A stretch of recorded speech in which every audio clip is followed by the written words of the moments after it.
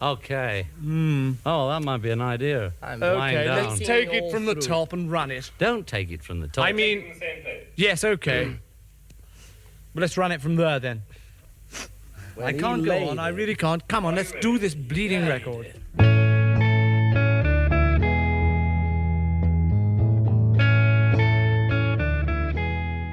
Hello everyone, you're watching Beatles Bible. At this point in their career, the Beatles essentially had free reign over EMI Studios. In just the last 2 years, they had recorded 19 gold records, of which 18 had been number 1 on most major record charts. When the boys said they wanted to record, it was like the sound of some distant, giant cash register ringing for EMI, and the studios were cleared for them.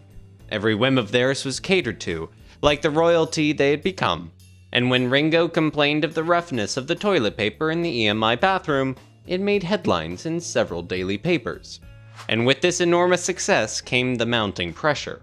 Their contract with EMI's Parlophone label required them to produce 2 albums annually, an exhausting demand they had met for the first 2 years, despite their intense schedule.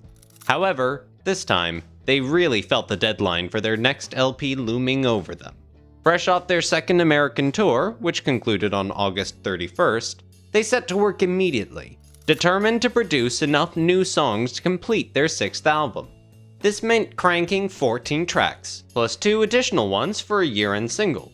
And unlike in Help, the boys decided this time to rely entirely on original compositions, a practice they first employed in A Hard Day's Night, and that they would continue for the rest of their career, with only a minor exception on Let It Be's Maggie May.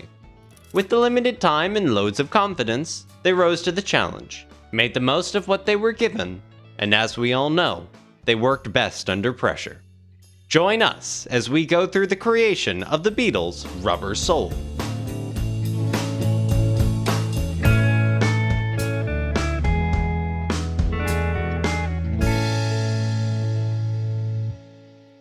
On October 13th, 1965, the Beatles had their first recording session that extended past midnight, a practice that would soon become common.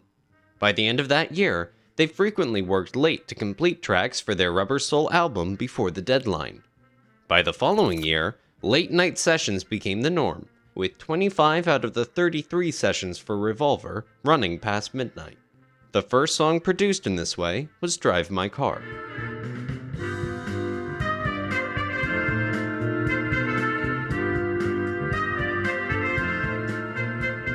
The group put in significant rehearsal time to perfect the rhythm track and add intricate overdubs. Determined to finish the song in one go, they decided to stay in the studio until it was complete, a decision that paid off as the track's lasting appeal endures. John initially described the song as a collaboration with Paul during a 1972 Hit Parader interview. However, in his 1980 Playboy interview, he gave Paul most of the credit, saying, "Paul's song. It is a Motown bass line. He got this Drive My Car thing and the beep beep beep in the studio. We just threw it in." The song was likely written at John's Kenwood home in September or early October of '65. I mean, that was one of the beautiful things about our relationship. We hardly ever took more than 3 hours over a song. Really? And I don't remember ever having a dry session. The nearest it came was a song that ultimately was called Drive My Car. Paul apparently had the melody already in mind as he showed up at John's place, with a fairly good tune, but it had crappy lyrics like, "I can give you diamond rings, I can give you golden rings, I can give you anything." And John said, oh, he didn't like them, and we had a deep sad moment. We kept saying that over and over and couldn't get beyond it because it was so shockingly bad. Since the inspiration wasn't there, Paul came with a plan. So I said to him, "I'll tell you what, let's have a cup of tea and a ciggy, and we'll just relax for a minute." And suddenly it came. Wait a minute, Drive My Car. Then we got into the fun of that scenario. Oh, you can drive my car. What is it? What's he doing? Is he offering a job as a chauffeur or what? And then it became much more ambiguous, which we liked. Instead of golden rings, which was a bit poofy, golden rings became beep beep yeah. We both came up with that. Suddenly we were in LA. cars, chauffeurs, open-top Cadillacs, and it was a whole other thing.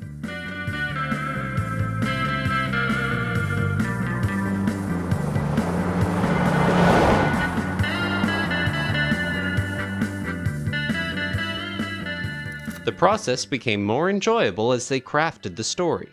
Paul elaborated, "Once you get into creating a narrative and storytelling, it's so much more entertaining. It draws you forward so much more easily.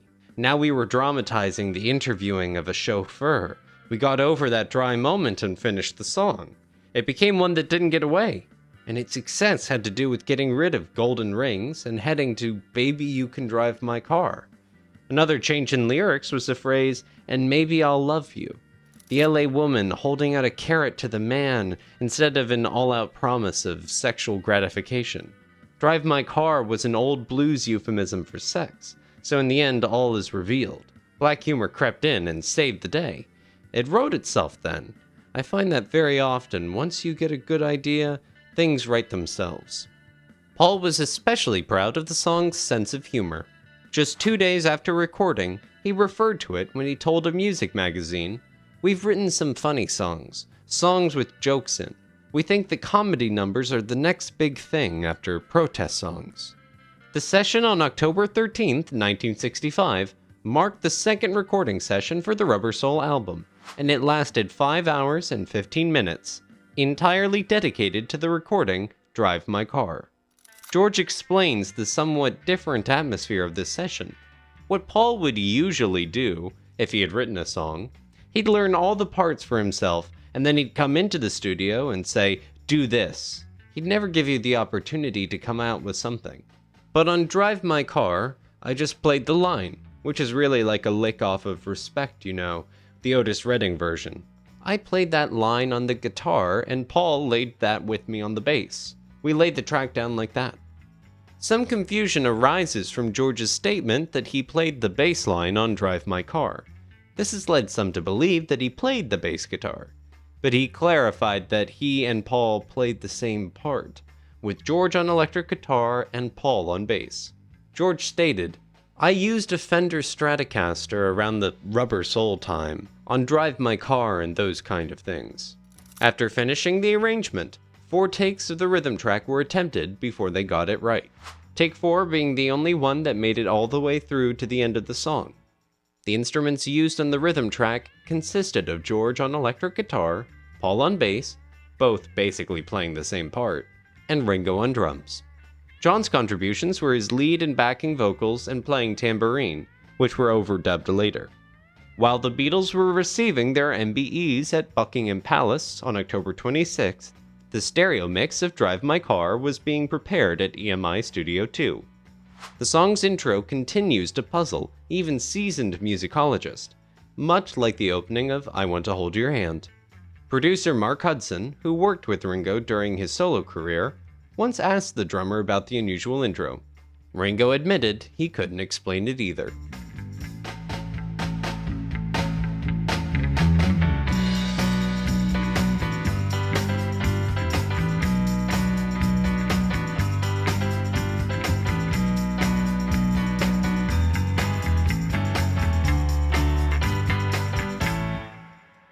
Drive My Car. His song with contributions from the... Baby You Can Drive My Car. Yeah, I don't know if I put anything. You know what? How does it go beside the lick? Baby. That was it was a la Motown lick at the time. Doom, doom, doom, doom, doom, doom, doom, doom, was a Motown bass line, and he got this Drive My Car thing. Beep, beep, beep, beep, yeah, happened in the studio live. I think we just threw that in. Clearly, John and Paul were running out of variations on Simple Romance and knew they had to branch out or dry up. Certainly they were aware that Bob Dylan had rolled back the horizons of pop lyric in a way they must acknowledge and somehow outdo. Recent releases like the Rolling Stones' Satisfaction, the Kinks' See My Friends, and the Animals' We Gotta Get Out of This Place all cut deeper than the standard pop song, offering social and sexual observations that made the Beatles' lyrics seem tame. On the purely technical front, the UK chart during summer of '65 had been unusually rich in mold-breaking singles like The Who's Anyway, Anyhow, Anywhere, the Yardbirds for Your Love, and the Beach Boys' California Girls. If the Beatles didn't find a new road soon, they risked appearing passé, apart from being boring, pop music's only recognized deadly sin. You know, the direction was just changing away from the sort of thank you girl. It was all really, the early stuff was directly relating to your fans, kind of really saying, please buy this record. You know, thank you girl, P.S. I love you. It was all very that. And I think, you know, there came a point where we thought, well, we've done enough of that. We can branch out a little bit into songs that are a little bit more surreal, a little bit more entertaining. And other people were starting to arrive on the scene that were a little bit influential. And I don't know really whether we've been influenced. I think Dylan was starting to influence us quite heavily at that point. When it got sort of contemporary, as it were, even if it was contemporary influence, I think Rubber Soul was about when it started happening.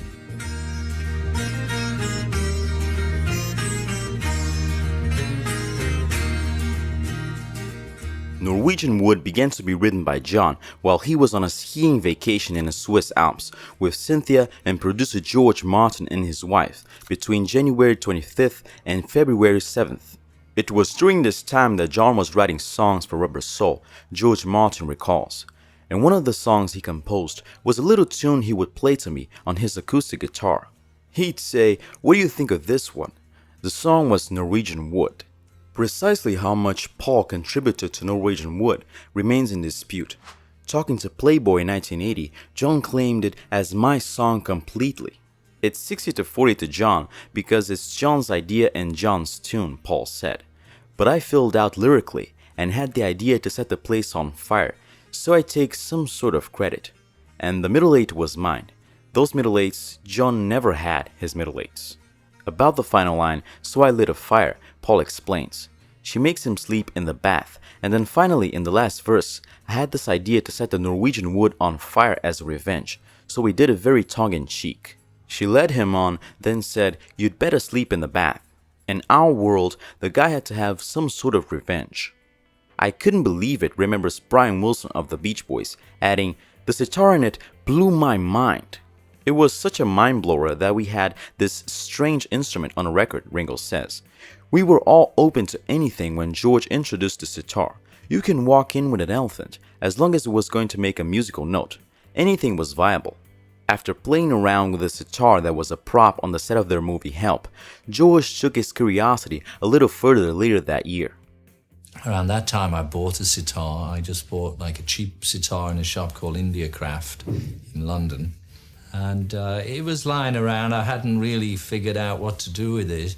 And when we were working on Norwegian Wood, it just needed something, you know? It just needed something. And it was quite spontaneous from what I remember. I just picked the sitar up and kind of found the notes, and I just kind of played it. We mic'd it up and we put it on, and it just like seemed to hit the spot. The recording session took place on October 21st. Take 4 was the keeper. George then overdubbed his distinct sitar part, playing the riff during much of the song and performing a drone during the second and fourth verses. Ringo then entered the picture for overdubs, performing parts on tambourine and what sounds like knee slaps during the bridges of the song. Years after its release, John became upset with George for supposedly undermining the importance of the sitar part in Norwegian Wood, which was originally suggested by John. Norwegian Wood is my song completely, and that's another thing that hurt me in George's book, where he says he didn't count the sitar on Norwegian Wood. Norwegian Wood was the first song that ever had a sitar on it, and it wasn't a casual throwaway like George implies in his book. It was, I asked him, "Can you play this lick on the sitar?" And he took 20 minutes or half an hour to get the lick down. And it was at one of those days when the song, every time we attempted it, nobody was really in the mood, and that often happened. It used to irritate me when it happened to when it was my turn to do it. And I was dissatisfied the way Norwegian Wood was going all the time. It wasn't working right. So I finally ended up just doing it by myself with the guitar. And Paul was saying, and George Martin and George Harrison, "Well, how do you want to do it? How do you want to do it?" I said, "Here," and I started doing it. And I said, "Can you play this lick on the sitar?" And he said, "Oh, well, give me give me some time. He went over in the corner and he learned the lick, which I'd already written on the guitar. That lick is a guitar lick, which is played on the guitar too. Down, down, down, down, down, down, down. That is the melody of the song, and it was written around a guitar lick. It's a D shape, and you get certain notes out of D, and I used it for that. Nowhere Man, Norwegian Wood, and there's lots of little things that D does for you, D shape. And in his book, he sort of glosses over it as if it was nothing. It was the first guitar use on a pop record, and I specifically asked him to play the guitar on the record, and could he play this lick that I already was playing? Ding, ding, ding, ding, ding, ding, ding, ding, ding. It was a because I was very careful and paranoid because I didn't want my wife at that time to know that there really was something going on outside of the household, and I'd always had some kind of affairs going, so I was trying to be sophisticated in writing about an affair, but in such a smokescreen way that you couldn't tell whether it was real or it was another Beatles story about she loves him and he loves it. But I can't remember any specific woman that it was to do with, but it was... Was Norwegian Wood? No, I don't know how the hell I got to Norwegian Wood, the actual title. Norwegian Wood is the first Beatles song in which the lyric is more important than the music. In the spirit of the teasing narratives in Dylan's recent albums, with their enigmatic women and hints of menace, it was hailed as a breakthrough. For his part, John was uneasy about trespassing on Dylan's territory, and in response, on his next album Blonde on Blonde, Dylan made a parody of Norwegian Wood called Fourth Time Around. I'd like to direct this question to Messrs. Lennon and McCartney. In a recent article, Time magazine put down pop music, and they referred to Day Tripper as being about a prostitute, and Norwegian Wood as being about a lesbian. Now, I just wanted to know what your intent was when you wrote it, and what your feeling is about the Time magazine criticism of the music that is being written today. We were just trying to write songs about prostitutes and lesbians, that's all.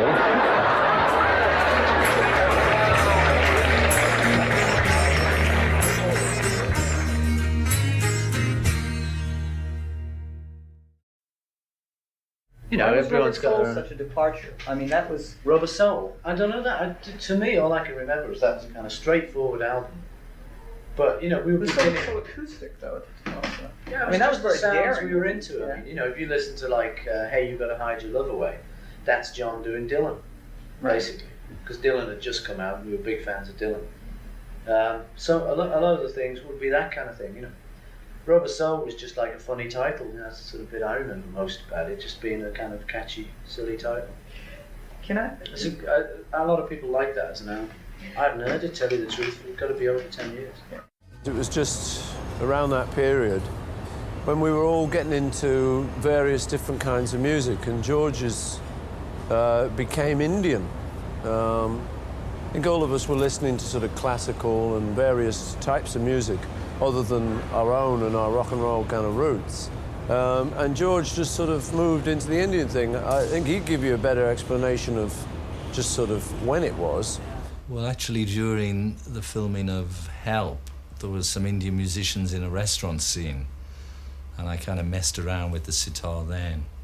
But during that year, towards the end of that year anyway, I kept hearing the name of Ravi Shankar. I heard it about 3 times. And about the 3rd time I heard it, it was some friend of mine who said, oh, have you heard this person, Ravi Shankar? So I went out and bought a record, and that was it. It felt like it felt very familiar to me to listen to that music. They were getting more and more interested in unusual sounds, and yes, I mean, they were trying out new instruments and always coming to me saying, what ideas have you got for this, you know? Yesterday had been a breakthrough. First time we'd ever used other instrumentalists on the records. The only person who had ever played with them before was me, and now we had a group of other musicians. So we weren't averse to using other people or other sounds. And Rubber Soul was an indication of the way things were going to go.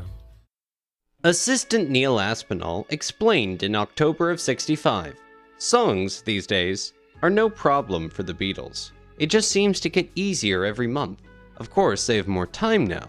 Back in '64, they had to write numbers late at night in hotel rooms. They would work into the early hours of the morning, and, in the dead of night, you would hear Paul yell across the room, something like, "Hey John, what rhymes with girl?" Nowadays, they get together at John's house and there are no interruptions. No guitars tuning in their ears and no bangs on the door for autographs.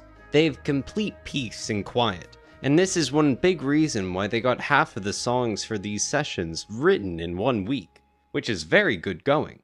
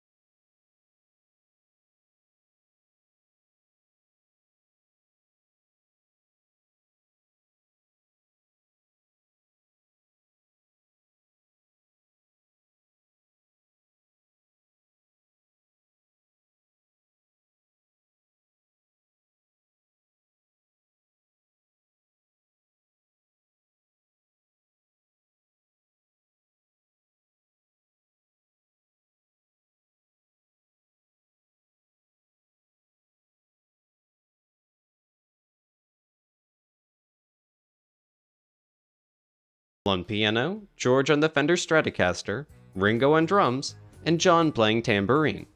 Although the tempo of the track slows from 119 to 113 BPM, the second take was chosen as the best. The rest of the session focused on overdubs, with Paul laying down double-tracked lead vocals and intricate bass lines.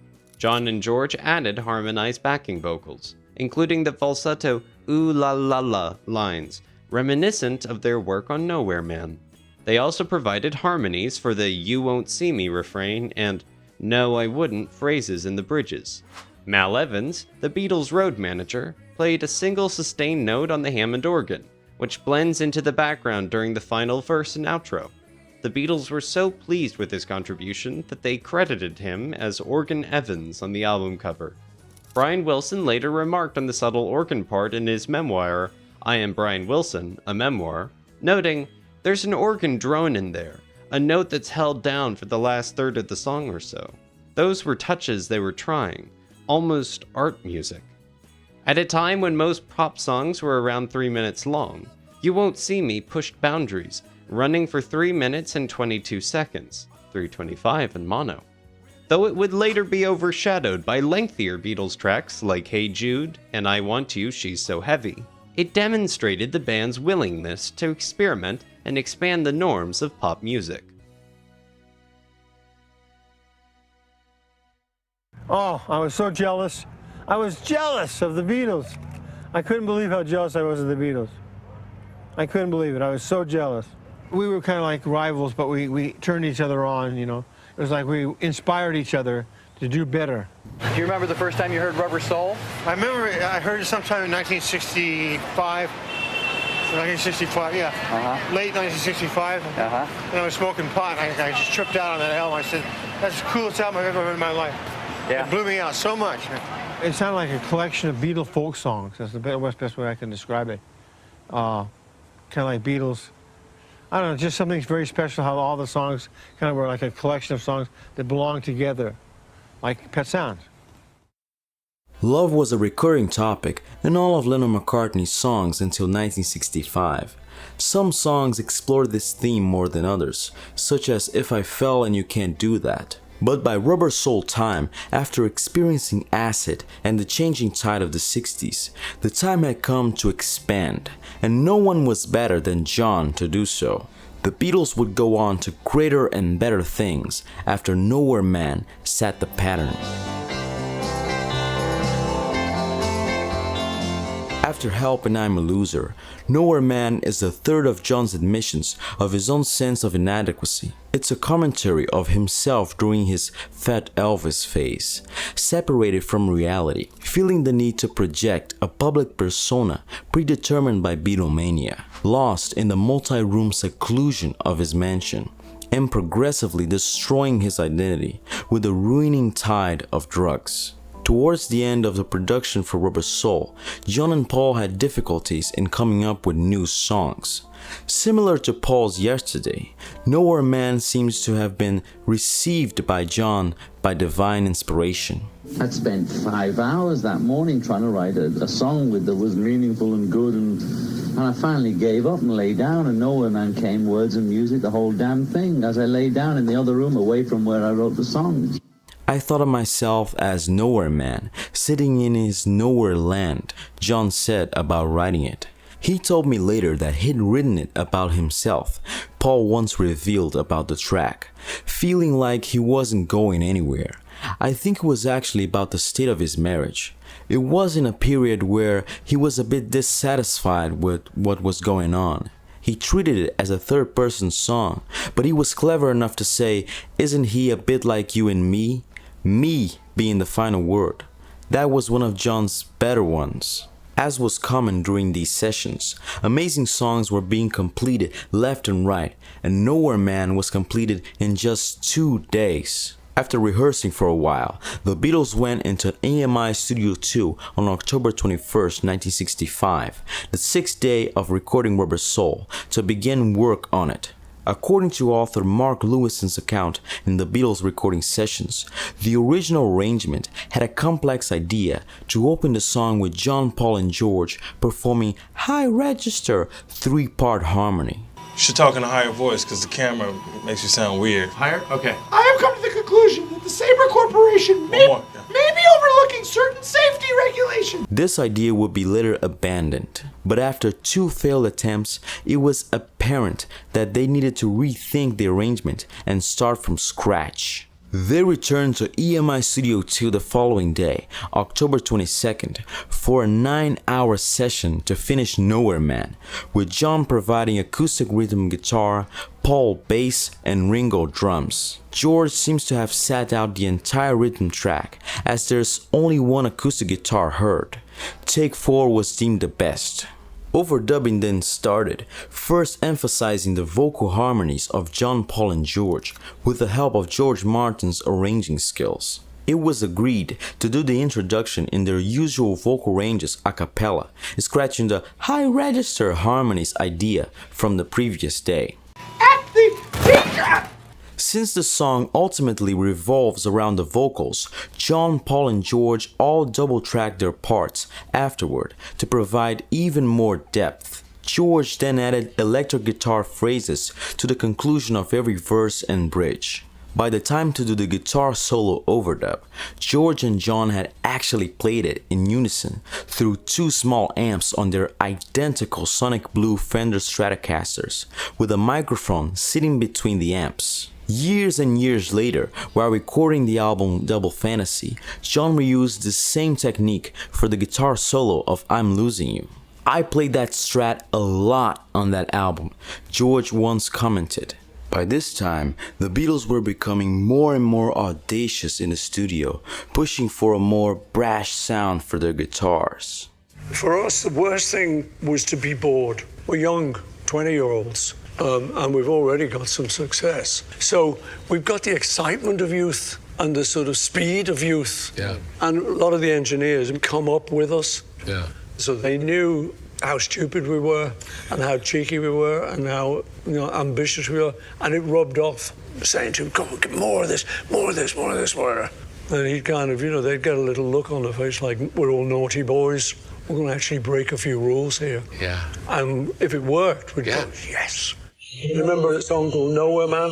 We wanted like a really cutting electric guitar sound. So the engineers sort of put full treble on it. And we said, can you do more? They said, well, no, that's it. So well, what about if you took that and put it over to this set of EQs? Couldn't you do it all again? Wow. And they'd go, well, So we'd have them go through a few channels each time, putting this treble on it.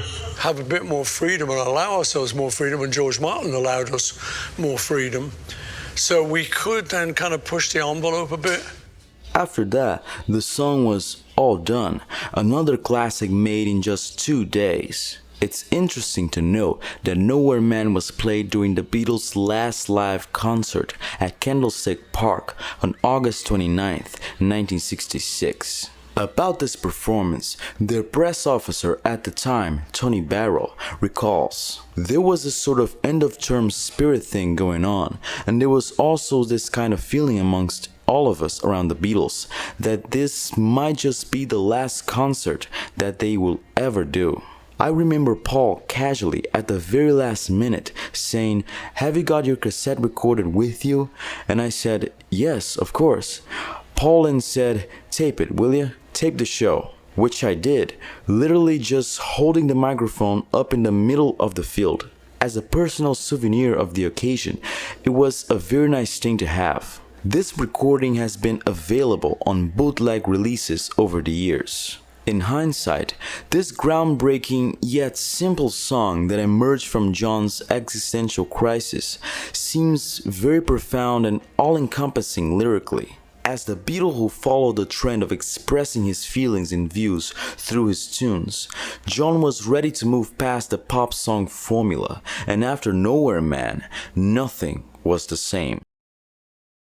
When I'm creating, the creating is the joy.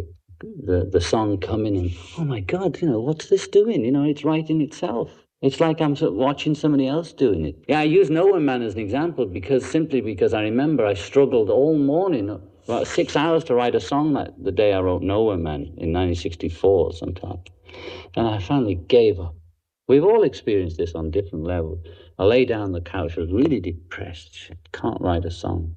And as I lay down exhausted like that, because I was no longer centered on this, I have to write a song. I just lay down. I picked up the guitar and the whole damn thing was there. Well, all these songs came like that.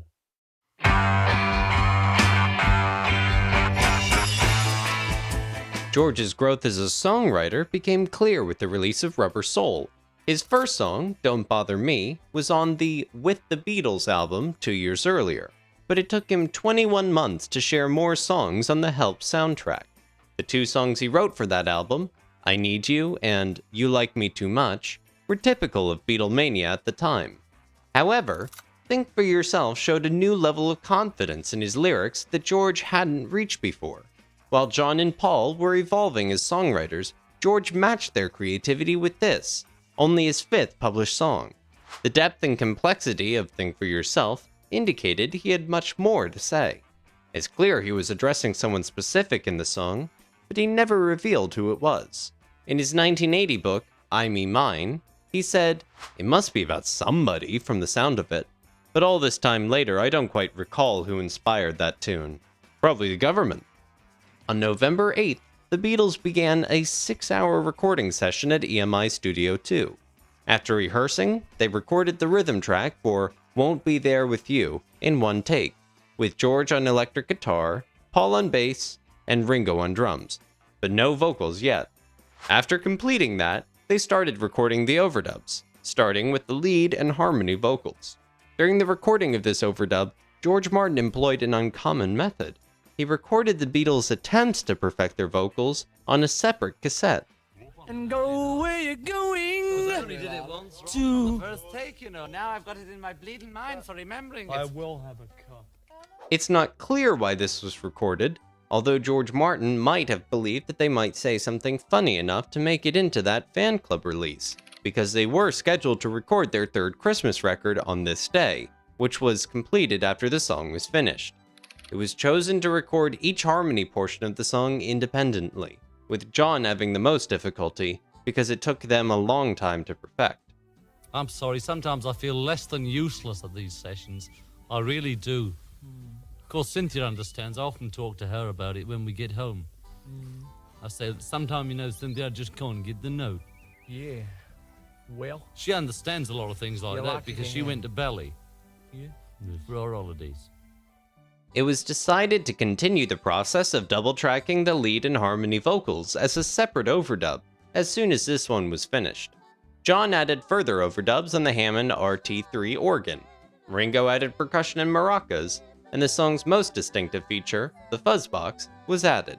The Beatles were always looking for new sounds, George Martin remembers, always looking to a new horizon, and it was a continual but happy strain to try and provide new things for them.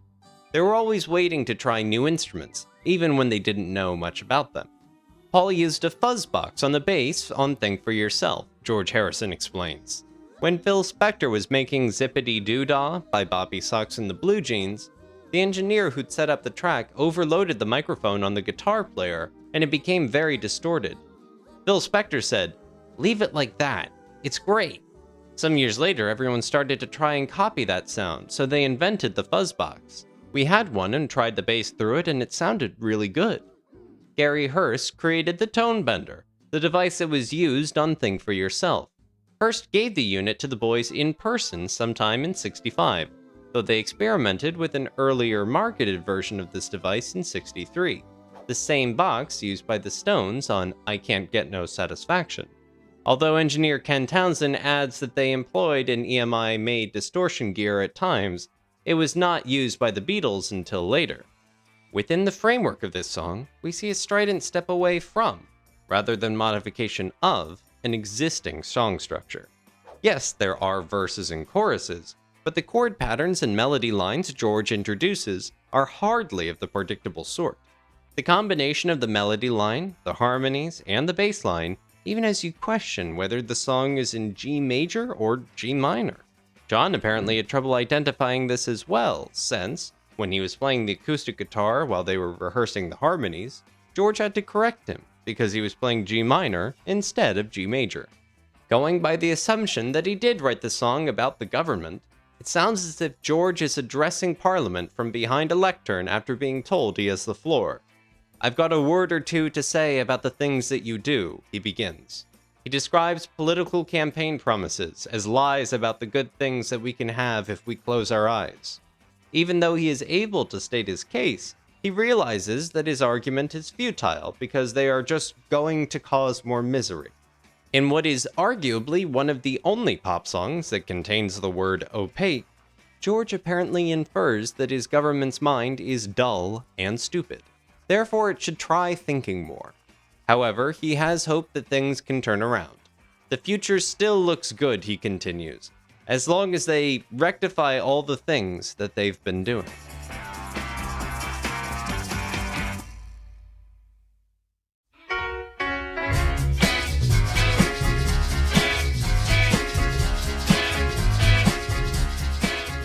Since the 60s, pop music has been a way to express hopes for peace and love across the world. The Summer of Love, in particular, brought these ideas into the spotlight, with songs like The Rascals' People Got to Be Free, and the Youngbloods' Get Together, spreading this message everywhere. Of course, the Beatles were a major influence, with their song, All You Need Is Love, becoming a defining anthem of the time. However, Beatles fans will point out that the band was ahead of the curve. They had already introduced the idea of love in a broader sense, nearly 2 years before the Summer of Love. In December of '65, they released one of the earliest hippie anthems, The Word, which emphasized that the most important thing is love. To write a good song with just one note in it, like Long Tall Sally, is really very hard. It's the kind of thing we've wanted to do for some time. We get near it in The Word, Paul relates.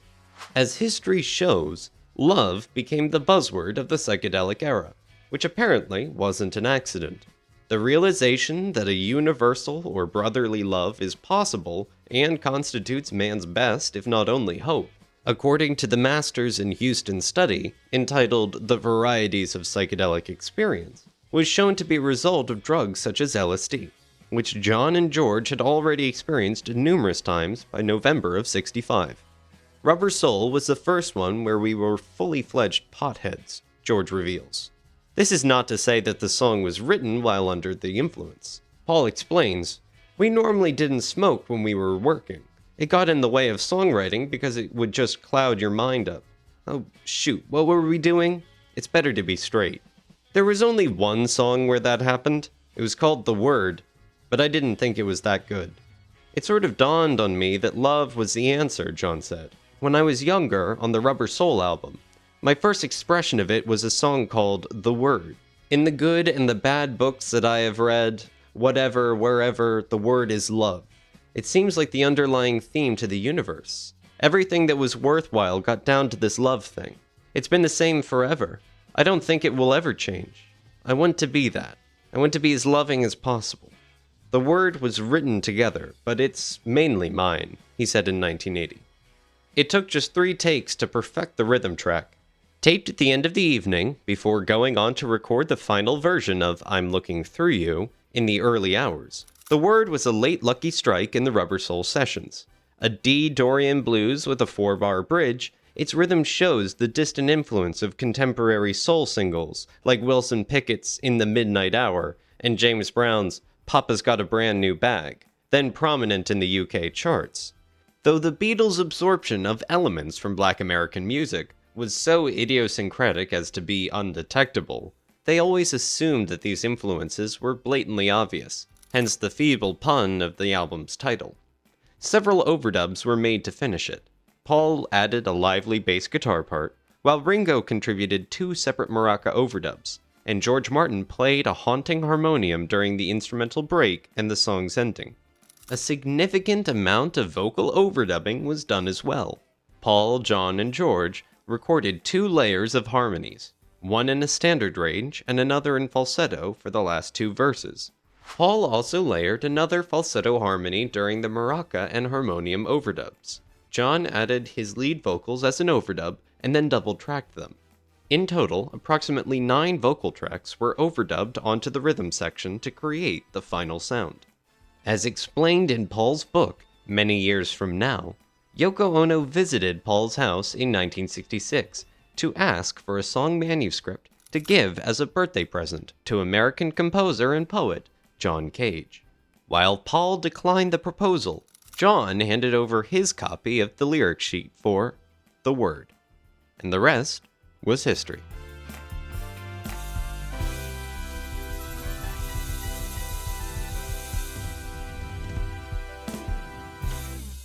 Every statement to come from the two of you has been taken as, what are they doing? Whether it's extremely radical or perceived as kooky or avant-garde, everything has this hard, tough, I want to get something across to you people. How do you feel? I mean, are you trying to get something across, or were you? It's to share it. It's like, you know, when you've been somewhere beautiful like Bali and all your friends haven't been, and you want to say, my God, I was in Bali, man, and it's just the greatest place ever, and it's you know, and it's that's how we are about things. We get enthusiastic and excited. The same as when it sort of dawned on me that love was the answer when I was younger. On the Beatles' Rubber Soul album, the first expression of it was a song called The Word. The word is love. In the good and the bad books I have read, whatever, where the word is love, seemed like the underlying theme to the universe or to everything that was worthwhile got down to this love thing. And it was the struggle to love, be loved, and express that. You know, there's something about love that's fantastic, even though I'm not always a loving person. I want to be that. I want to be as loving as possible, or in the Christian sense, as Christ-like as possible, in the Hindu sense, as Gandhi-esque as possible. And we always approach different. And when I met her, even though we were from two different schools of thought, as it were, we found that was the common denominator. That's why we became the love and peace couple. That's why I refer to the word is love on Rubber Soul, straight through to all you need is love, to give peace a chance, to imagine there's no countries, imagine no war, in other words, to write to this moment now. What I'm saying now is, now let's put the spotlight on the two of us and show how we're trying to imagine there's no wars, to live that love and peace. Paul once remarked, "A lot of people said Michelle would have made a good single. There are songs that we like but wouldn't like to have out as singles. Because it's a very funny thing about putting a single out. We always used to think for a single we'd have to do something pretty fast. I don't know why. They always sounded like the singles. So when we did Michelle, we all thought it was okay, but we just didn't want it out as representative of us at the time. Due to this mindset, the songs We Can Work It Out and Day Tripper were selected as the double-sided singles from these sessions in the UK.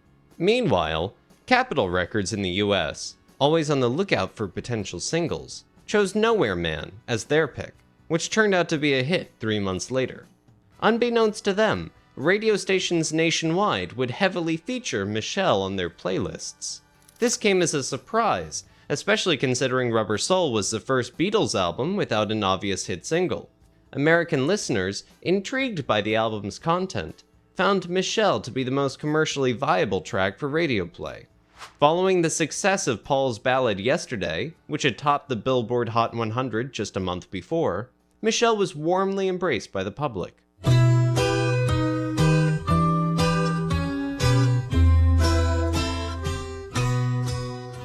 Although Michelle wasn't finished until shortly before it was recorded on November 3rd, 1965, its origins may be tracked back to the 50s.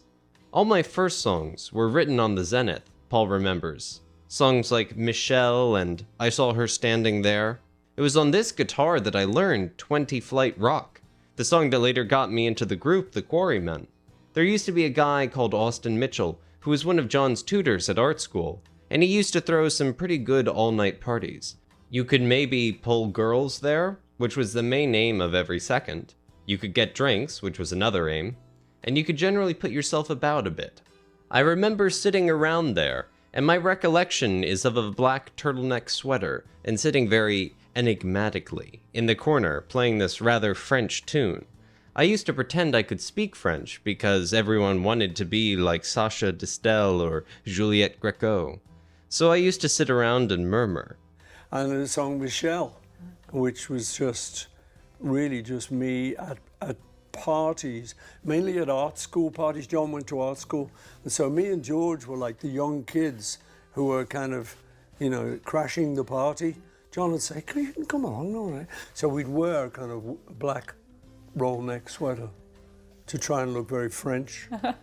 And I'd often take the guitar and sit in the corner and thinking, you know, some girl would go, "Wow, this French guy. Comment allez-vous?" Oh, oui, you know. But never happened. No. None of that ever happened. But years later, John did say, "Remember that crazy little French thing you had?" He said, "You should finish that."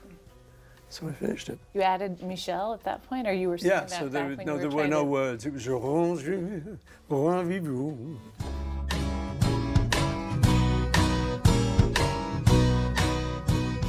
At this time, Paul would just play the instrumental version of the song while adding a little vocalization during these get-togethers. It was a tune that I'd written in a Chet Atkins finger-pickin' style.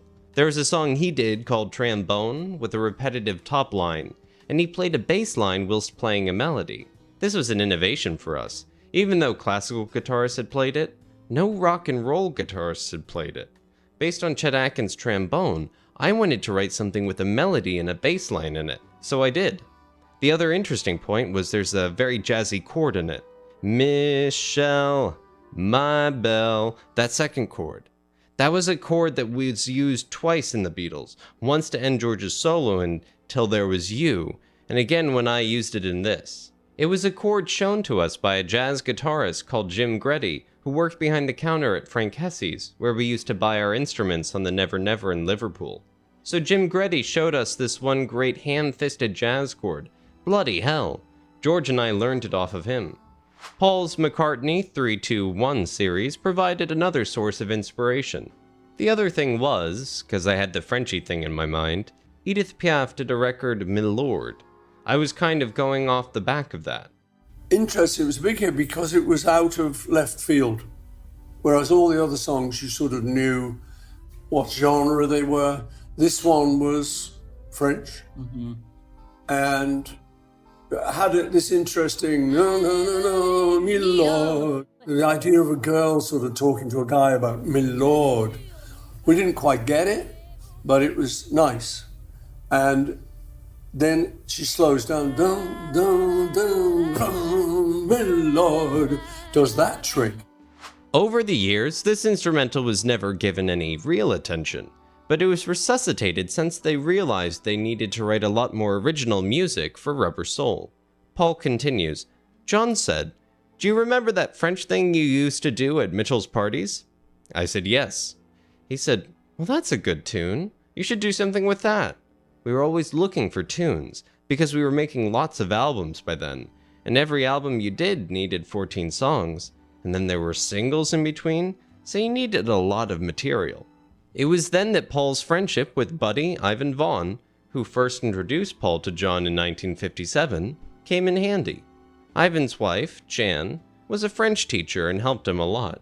I asked her what sort of things I could say that were French and which would go together well, Paul relates.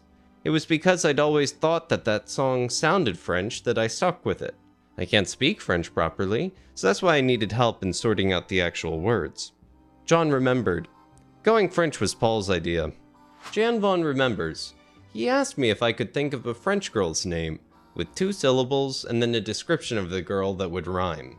He played me the rhythm on his guitar, and that's when I came up with Michelle, ma belle, which wasn't actually that hard to think of. I think it was some days later that he called me up and asked if I could translate the phrase. These are words that go together well, and I told him that it would be sont les mots qui vont très bien ensemble. I got that off Jan, Paul remembered, and years later I sent her a check around. I thought I better had because she's virtually a co-writer on that. From there, I just pieced together the verses. This is where John comes in. As he explains, he and I were staying somewhere, and he walked in and hummed the first few bars with the words, and he says, "Where do I go from here?" I'd been listening to Nina Simone. I think it was I Put a Spell on You. There was a line in it that went, I love you, I love you, I love you. That's what made me think of the middle 8 for Michelle. So my contribution to Paul's songs was always to add a little bluesy edge to them. Otherwise, Michelle is a straight ballad, right? He provides a lightness and optimism, while I could always go for the sadness, the discords, the bluesy notes. The Beatles got together at EMI Studio 2 on November 3rd, 1965, with around half of Rubber Soul finished, for a 9-hour recording session to finish recording the previously finished song Michelle. Paul states, "We had 1.5 hours to make that track, which is pretty economical. Out of all the songs on the album, only this one required more than 4 tracks available on the recording console. The first 4 tracks were filled with material from the initial session. Track 1 features the rhythm track, which consists of drums and acoustic guitars. Even though this rhythm track only required 1 take, a significant amount of practice was undoubtedly conducted beforehand to ensure that the arrangement was flawless. The rhythm track slows down at the end, which is typically thought to be a mistake. It slows down on that last part, Macca corrects, only because we thought it sounded better that way. It was our attempt to be like the Edith Piaf Milord record, where she slows, but we didn't dare do that. So we just sort of slowed down a little bit. It just sounds like we got it wrong. George Martin concurs. Paul asked for the music to be slowed on the last part of Michelle to add more emphasis to it. I think it achieves the desired effect. Luckily, we came in prepared. We knew it all. So I played the guitar, did that. George made a lovely solo on electric guitar. And the rest of the guys sort of filled in. And then it came time for me to play the bass on it.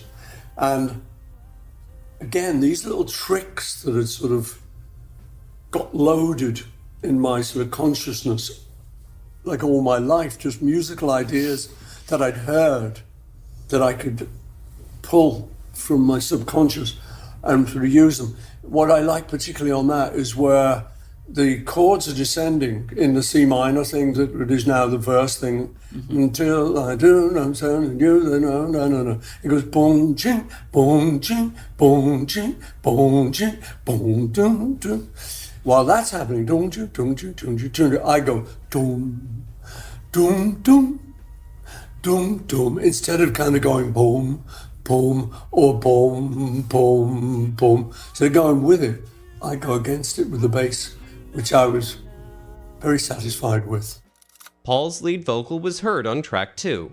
The same harmony vocals from tracks 3 and 4 were double-tracked for a deeper, richer sound. Track 3 featured a set of 3-part harmonies from John, Paul, and George, orchestrated by George Martin. The final version of the song features 7 beautiful voices. You would think that we would have gotten together and worked out those harmonies. Of course, George Martin, our producer, was very helpful with that too. George would sort of say, okay, Paul, your line is, or whatever, and then he said, okay, George Harrison, yours is... They would be strange little lines that are unrelated. We just had to remember them or else the grown-up would tell you off. As was usually the case, the arrangements to Beatles songs, as well as additions to the actual songwriting, occurred during the recording sessions. The bass line for this was thought up on the spot, Paul remembers. I never would have played Michelle on bass until I had to record the bass line. Bass wasn't an instrument you sat around and sung to. I remember that opening 6-note phrase against the descending chords in Michelle was like a great moment in my life. I think I had enough musical experience after years of playing, so it was just in me. I realized I could do that. It's quite a well-known trick. I'm sure jazz players have done that. It was good when I found that. Looking back, I astound myself. The guitar solo in Michelle is my composition actually, George Martin said in 1993. I wrote down the notes and said, I'll play this. George, you can do these notes with me on the guitar. We'll play in unison. Even though Michelle has a catchy melody and chord structure, closer inspection reveals certain oddities that might surprise us. Although it has typical verses, bridges, and solos, each element's measure count is considerably different from anything else in the Beatles' catalog to this day. A second unusuality for the ensemble is that the song is in the key of F. The only other member of the Beatles to use this key is Paul, who did it a few months prior on Yesterday, the year's first truly groundbreaking ballad, and Hold Me Tight. Paul's tendency to switch between major and minor keys is a common occurrence. The verses use F major as the main key, while the bridges are structured in F minor. When paired with a beautifully composed melody line, the straightforward lines have a Shakespearean quality. The charming lyrics relate the story of an English-speaking man who is terribly in love with a French-speaking woman, whom he calls Ma Belle, or My Beautiful. He might not have gone any further with the story than this, but he didn't have to. In the end, the listener is left wondering at the end of the song whether he ever really did find a way to get his point through.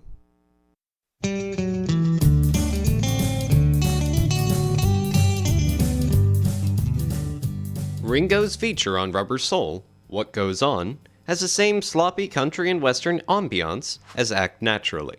Written during the Quarrymen days, of which an earlier version was nearly recorded at the From Me to You session on the 5th of March, 1963, was resurrected in late 65 with the addition of what John described as a middle eight by Paul. There is, though, no middle eight in What Goes On, only a protracted 20-bar chorus and a somewhat snappier 14-bar verse. If Paul wrote the latter, as it seems he did, the song amounts to a 50-50 collaboration. Ringo, though, seems to have contributed to the lyric, notable for the pseudo-Dylan-esque line, waiting for the tides of time. When asked a year later about his input to the collaboration, Ringo replied, "I contributed about 5 words to What Goes On. I haven't done a thing since." Falling behind schedule, the Beatles were now forced to record into the early hours of the day. What Goes On was accordingly knocked off in a session scheduled between 11 p.m. and 2:30 a.m. on November 4th, most of which was devoted to the unreleased instrumental track 12-bar Original.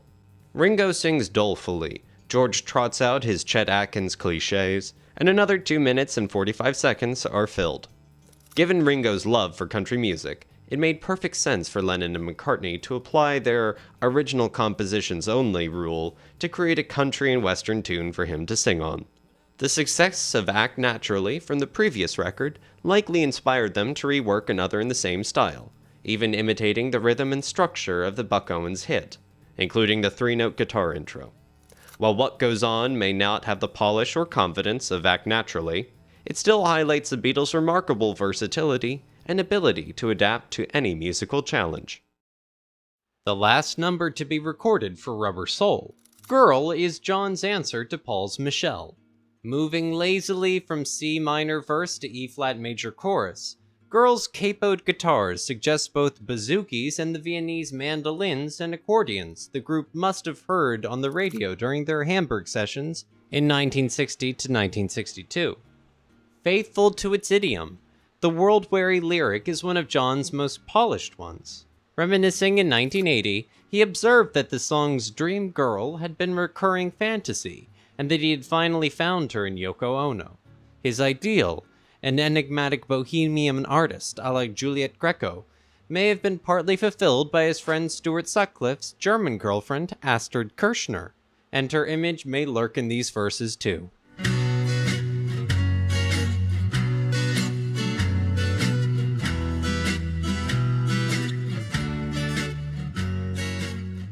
John wrote Girl during one of his collaborative writing sessions with Paul.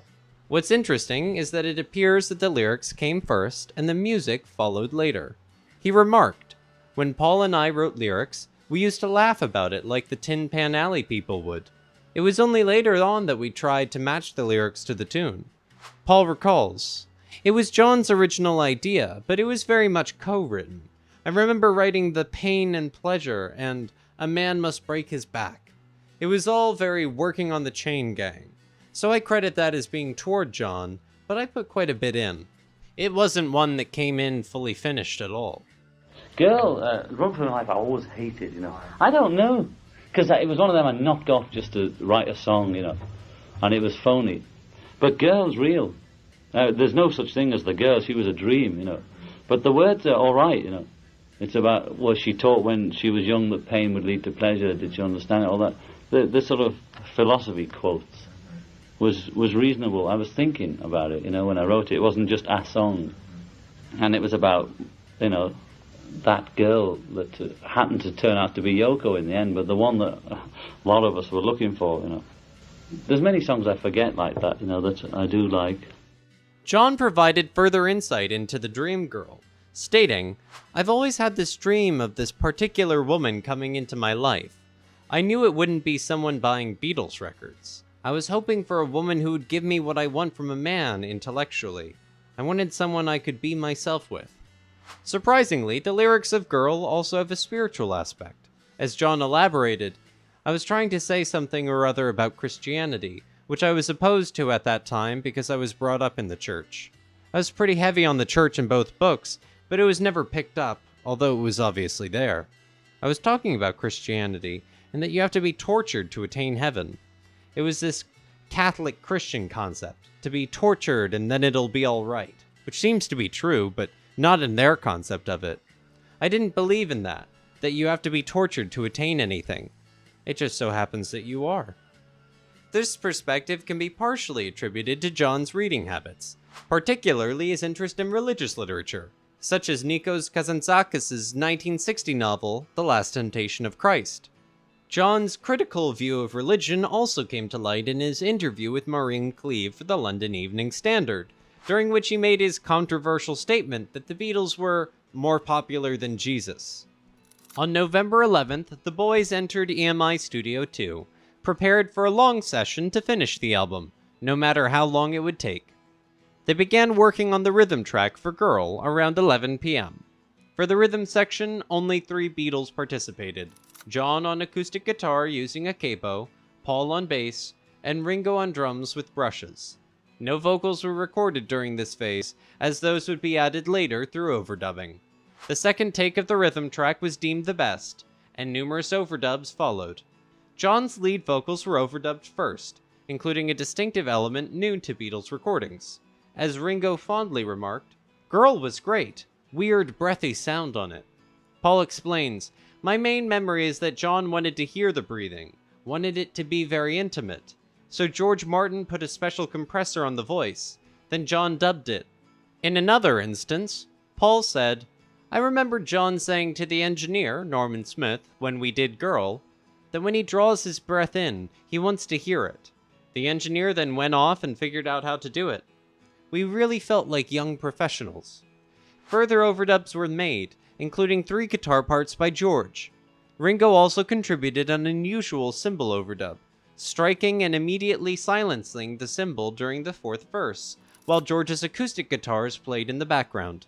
John double-tracked his lead vocals for the choruses and bridge, also ensuring his breathing was prominent in the choruses through an additional overdub. Paul and George contributed harmonizing background vocals in the choruses and bridge, adding another layer of uniqueness to the song. Paul recalled how they found amusement in sneaking subtle innuendos into their work, saying, "It was always amusing to see if we could get a naughty word on the record," mentioning Fish and Finger Pie from Penny Lane and Prick Teaser from Day Tripper. He went on, "The Beach Boys had a song out where they'd done La La La La, and we loved the innocence of that and we wanted to copy it but not use the same phrase. So we were looking around for another phrase, so it was dit dit dit dit, which we decided to change in our waggishness to tit tit tit tit, which was virtually indistinguishable from dit dit dit dit, and it gave us a laugh. It was to get some light relief in the middle of this really big career that we were forging. If we could put in something that was a little bit subversive, then we would." George Martin might say, "Was that dit dit or tit tit you were saying?" "Oh, dit dit, George, but it does sound a little bit like that, doesn't it?" Then we'd get in the car and break down laughing. By around 4 a.m., the song was finally completed. While neither John nor Paul ever labeled Girl as mere filler, they viewed it as more of an album track. As a result, they never performed it during their live shows, even after the album's release. By the end of 1965, Lennon and McCartney had matured significantly as songwriters. Compared to the rush of 1964's Beatles for Sale, where they relied on their tried-and-true pop formula, the pressures of late 1965 brought out their creativity. Paul reflected, "John and I were writing quite well by 1965. For a while, we didn't really have enough homemade material, but we did start to around the time of Rubber Soul." John agreed, saying, "I like this one. It was one of my best."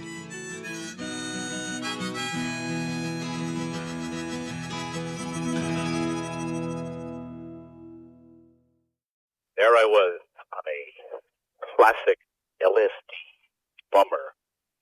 Went over to a friend's house. She said, "Would you like to hear the new Beatles album, Rubber Soul?" And I said, "No, I don't want to hear the Mop Top Fab Teens. No, Fab Gear. No, I don't want to hear that. I'm in an existential crisis."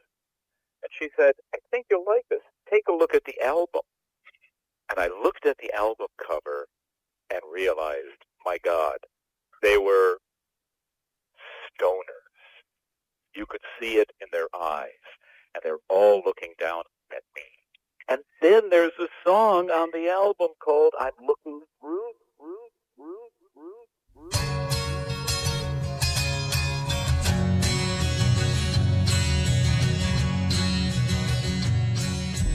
From their first official EMI recording session on September 1962, through the next 3 years, the Beatles consistently produced songs in a relatively short time frame.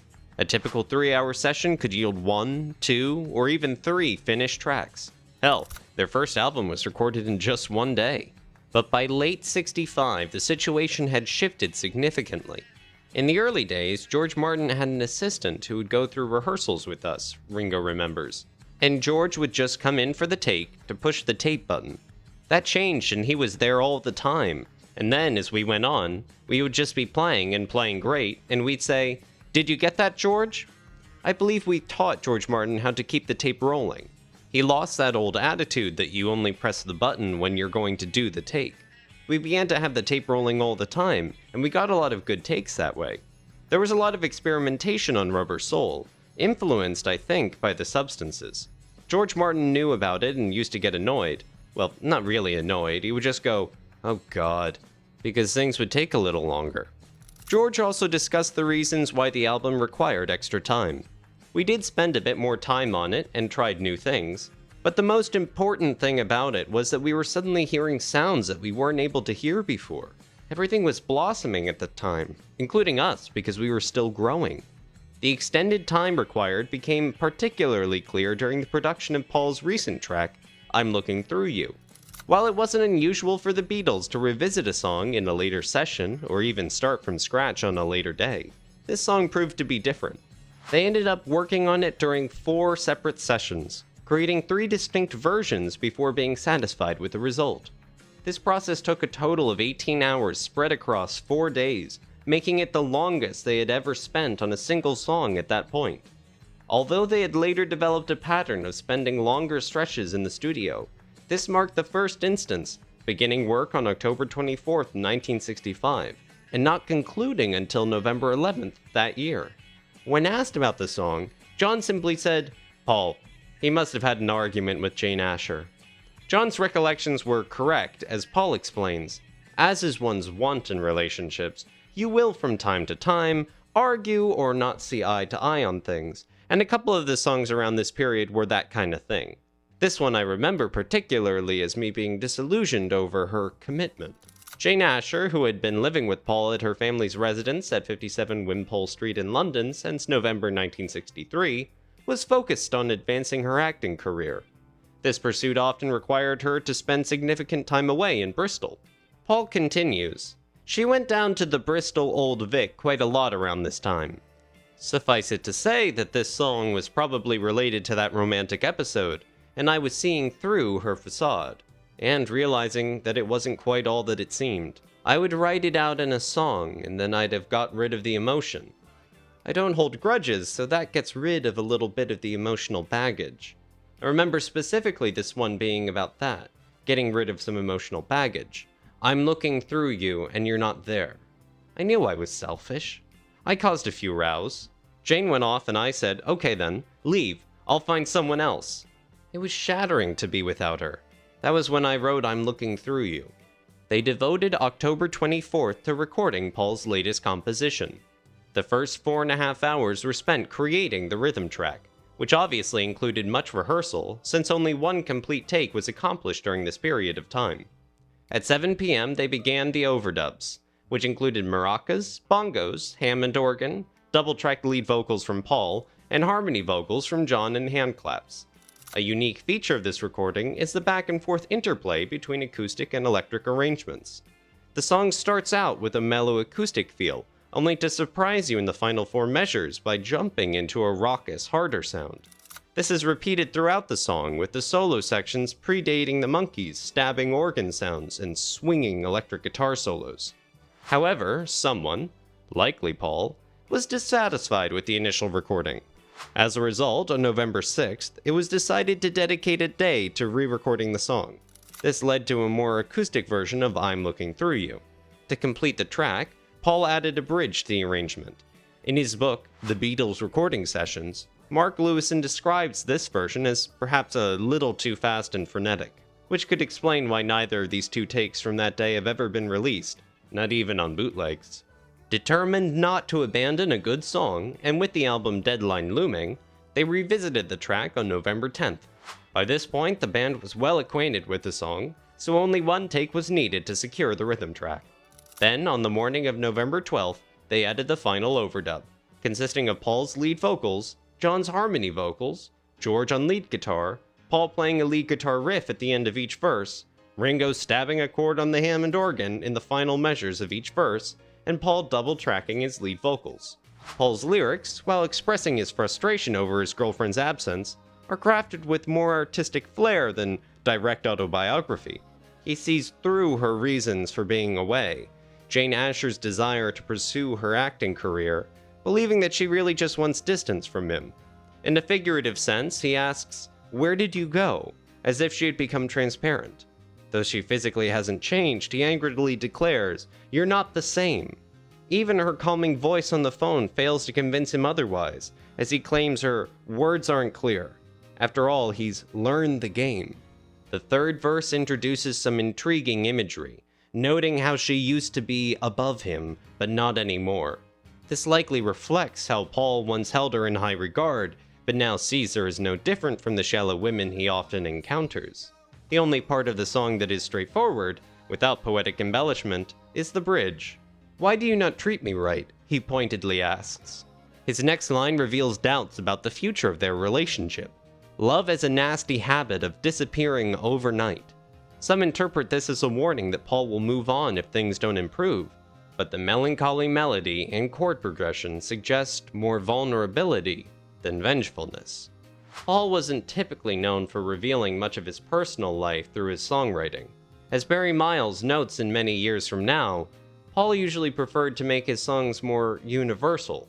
However, in '65, he briefly shifted toward writing with more personal specificity.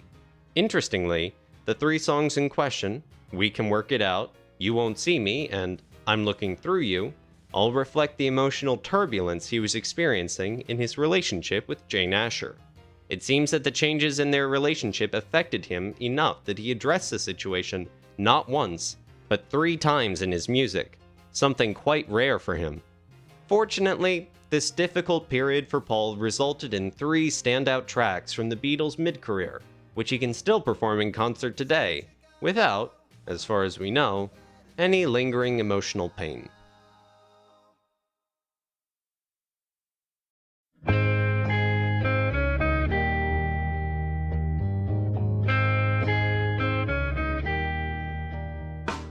During the early planning for Rubber Soul, John and Paul discussed writing a song about their hometown, Liverpool.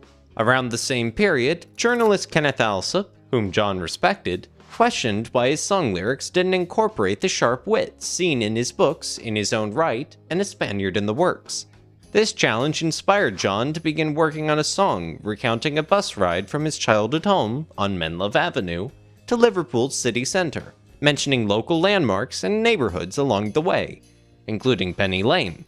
I think In My Life was the first song that I wrote that was really consciously about my life, and it was sparked by a remark by a man called Kenneth Alsop, who was a TV and journalist and writer in England, who after In His Own Right came out, I think In My Life was after In His Own Right.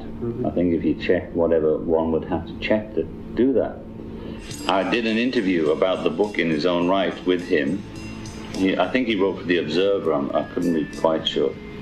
But I know he was a TV personality. And he was a nice guy. And he said to me in the green room kind of thing, why don't you put some of the way you write in the book, as it were, in the songs? Or why don't you put some of your life about your childhood into the songs? Which manifests later as Penny Lane from Paul, although it was actually me who lived in Penny Lane, and Strawberry Fields, which was the name. It was not about my childhood, but that instigated that whole business of looking into the area and the feelings of that period. But In My Life was a direct result of Kenneth Alsop's thing, and that song started off as a... Just never dawned on you before to do that? Because we were just writing songs a la Everly Brothers, a la Buddy Holly, a la pop songs, and there was no more thought to it than that, than to create a sound. And the words were almost irrelevant. And In My Life started out as a bus journey from my house in 251 Menlove Avenue to town, mentioning every place that I could remember. And it was ridiculous, but that's how I first said about, I thought, oh, write about childhood, okay.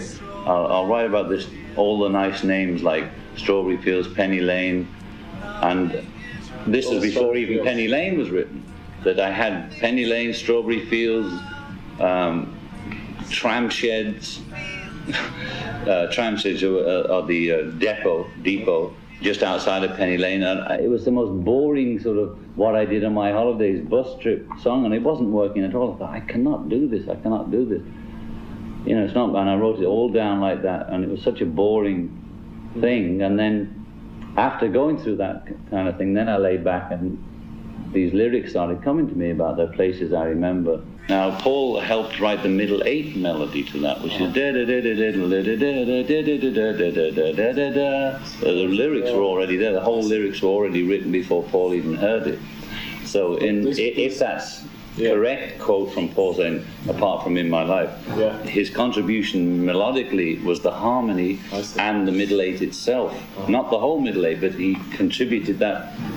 His input was with me there on the chord changes, going from D and it goes to F to the middle 8. And I think he probably did the why don't we go to F here business, you know. However, as the song grew too complex, John struggled to simplify it. Ultimately, he abandoned the idea of including every detail and shifted focus, resulting in the lyrics for In My Life.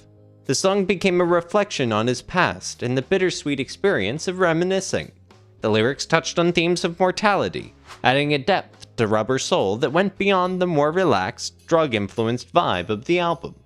In an interview with the New Musical Express on November 12, 1965, just before the album's release, Paul mentioned the song, describing it as a piece about various places in Liverpool.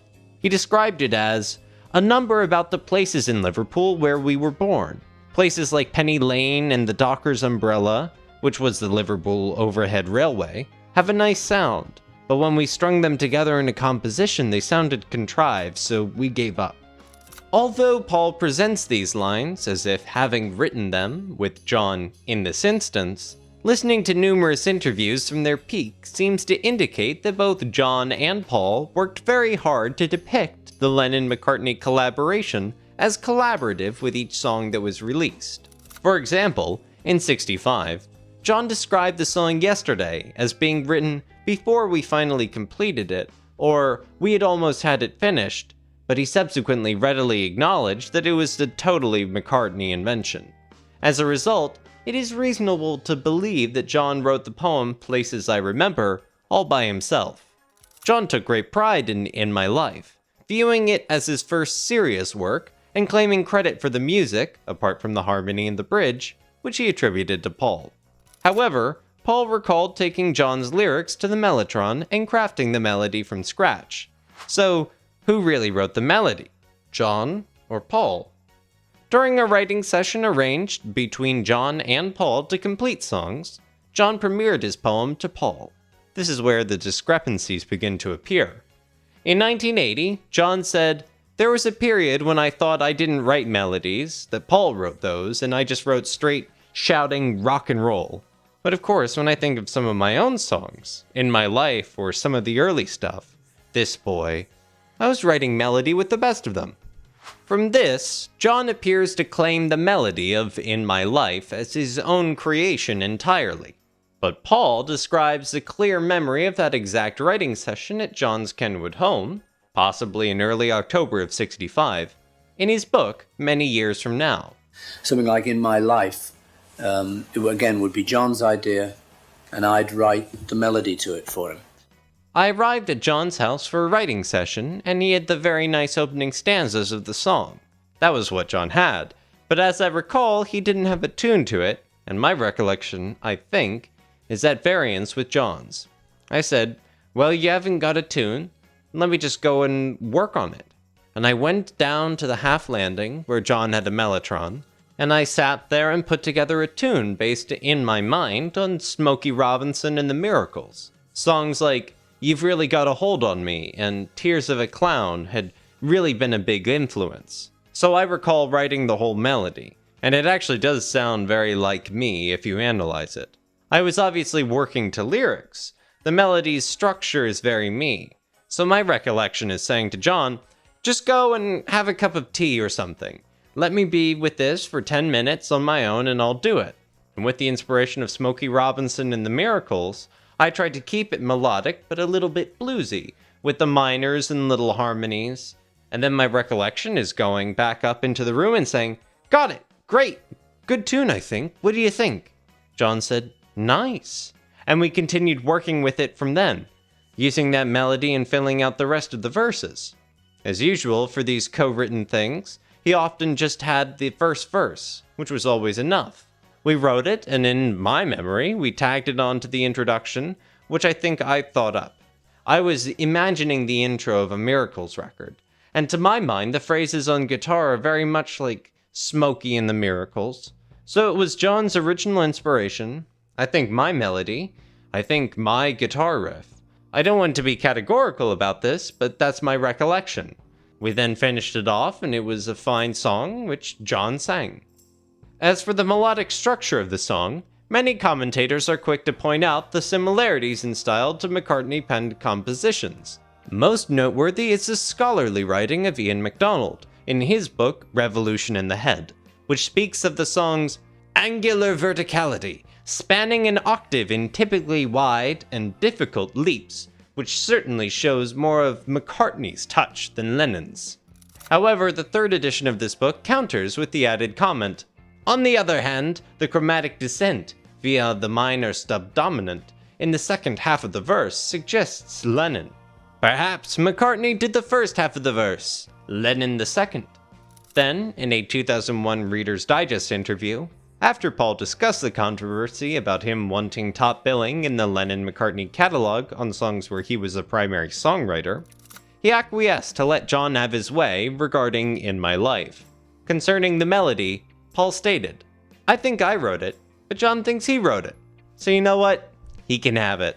1 out of 200. So, who do you think is right? Regardless, we'll never really know. October 18th, 1965 was their 4th recording session for Rubber Soul. This session was just over 3 hours long, which was quite short for Beatles sessions these days, but quite a lot was accomplished in this short amount of time. 3 takes were made of the rhythm track, which comprised of John on electric rhythm guitar, George playing the lead guitar riffs throughout the song, Paul on bass, and Ringo on drums playing an interesting syncopated rhythm. The first 2 takes weren't quite right, one of which was a breakdown. Take 3, however, was the keeper, over which the overdubs would be superimposed.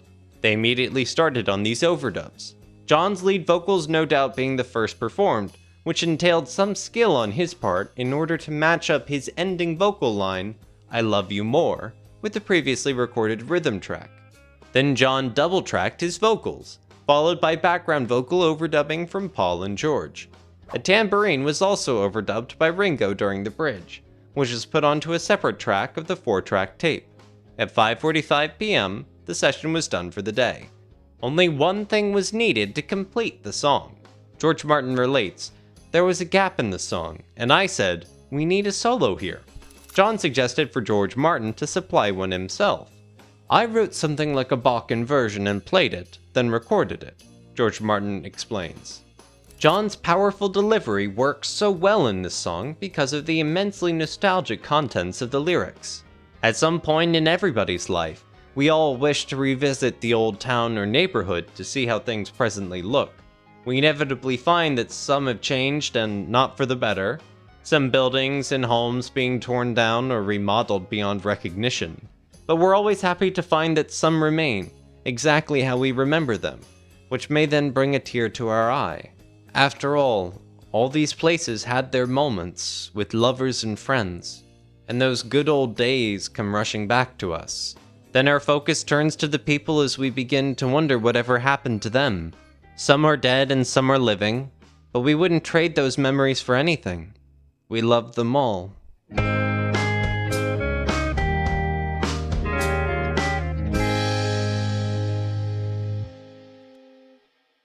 One of us would have an idea. I remember I used to drive out to John's house. He lived in the country, I lived in London. I'd drive out, and I remember the chauffeur once said, I said, "Had a good week?" He said, "Oh, yeah." He said, "I'm very busy." He said, "At the moment," he said, "I'm working 8 days a week." And I thought, 8 days a week, there's a title. So when I got to John's house, I said, 8 days a week. So that was the second way, where one of us would have a concept, and then we both sit down and write it together. Norwegian Wood was like that. where John just had the first idea. I once had a girl, or should I say, she once had me. That was John's. And then I arrived, and we finished it, and all the burning of the flat and the wood and all this idea, I sort of started to throw in, and it all got a bit more bizarre when the two of us got on it. Something like In My Life, it again would be John's idea, and I'd write the melody to it for him. So we did it every which way. So that first it was either just two of us with a blank sheet of paper. Second method was one of us would have the germ of an idea, and then the two of us would finish it up. Or the third method was that each of us would have the germ of the idea separately and not be going to see each other for a week and be too hot to stop, like Yesterday. A lot of my ballady stuff I wrote on my own, not particularly with John, like Yesterday, Miss Shell, Long and Wide Road, Let It Be, Ellen Rigby. A lot of that kind of stuff that I'm sort of more known for would just be me sitting at home, Lady Madonna and some stuff like that, Fool on the Hill. And then I'd always take it, like Ellen Rigby, I remember taking it to John's and saying, I need a third verse. So it was every which way. We worked completely together in the accepted way of doing it, and we were always very happy to keep it very loose, so that there never was a formula. The Beatles album Help was recorded within a period of just over 4 months, between February 15th and June 17th, 1965. When the sessions begin, my heart is usually in my mouth, George Martin said about these sessions. They're terribly workmanlike in the studio. I don't mean that they're deadly serious and somber. I mean they're always full of fun. These fun sessions resulted in a total of 18 songs, 14 of which made it onto the Help album and included 3 blockbuster #1 singles on the US Billboard Hot 100. While there weren't many leftover songs in the vaults up to this point, the 4 remaining tracks recorded during these months were found not good enough to be placed on the album for one reason or another. The Larry Williams cover song Bad Boy was one of these, although it was immediately released on an American album entitled Beatles 6. 2 others, That Means a Lot and If You've Got Trouble, weren't deemed suitable for release at all at that time, not officially seeing the light of day until the Anthology 2 album. The 4th song, Wait, though initially deemed unworthy of release, only had to wait 4 months to be pulled out, dusted off, and improved upon when a 14th song was required for Rubber Soul. Since it was viewed as fitting very snugly onto this album, no one at the time suspected that it was an album outtake from a few months earlier. As most will agree, Rubber Soul wouldn't be the same without it.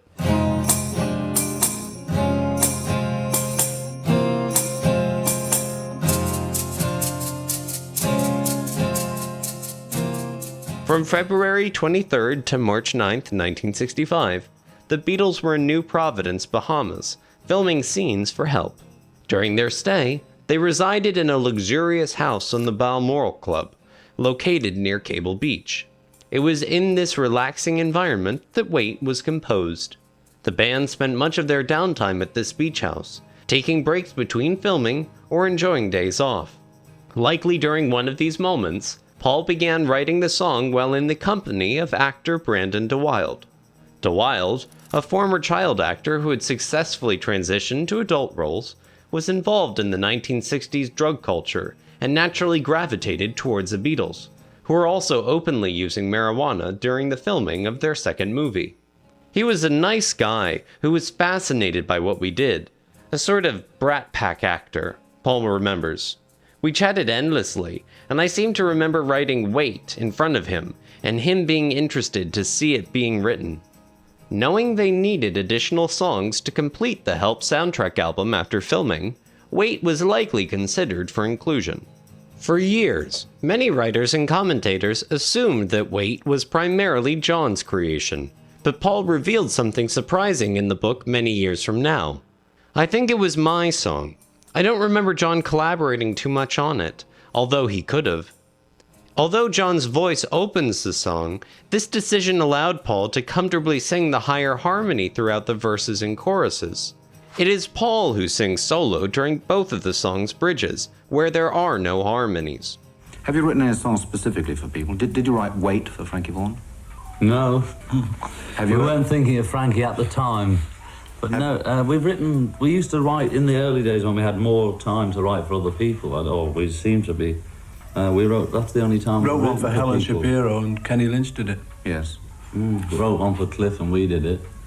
Billy J and those days were the only ones we really wrote for people.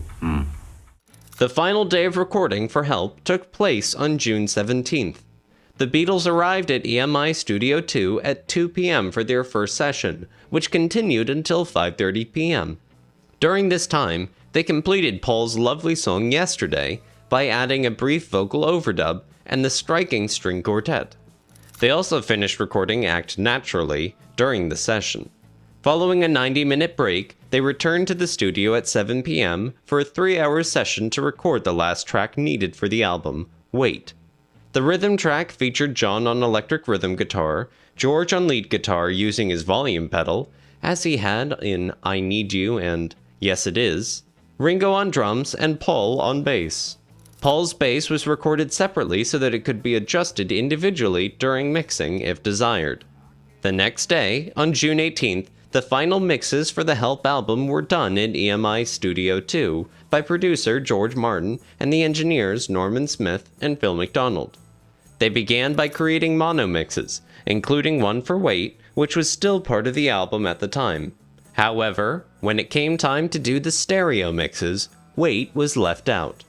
It's likely that George Martin didn't feel the song was ready for inclusion, and since the band was set to leave for a European tour, there wasn't time to work on it further. Instead, they decided to replace Wait with Dizzy Miss Lizzy to complete the album's track list. Fast forward nearly 5 months to November 11th.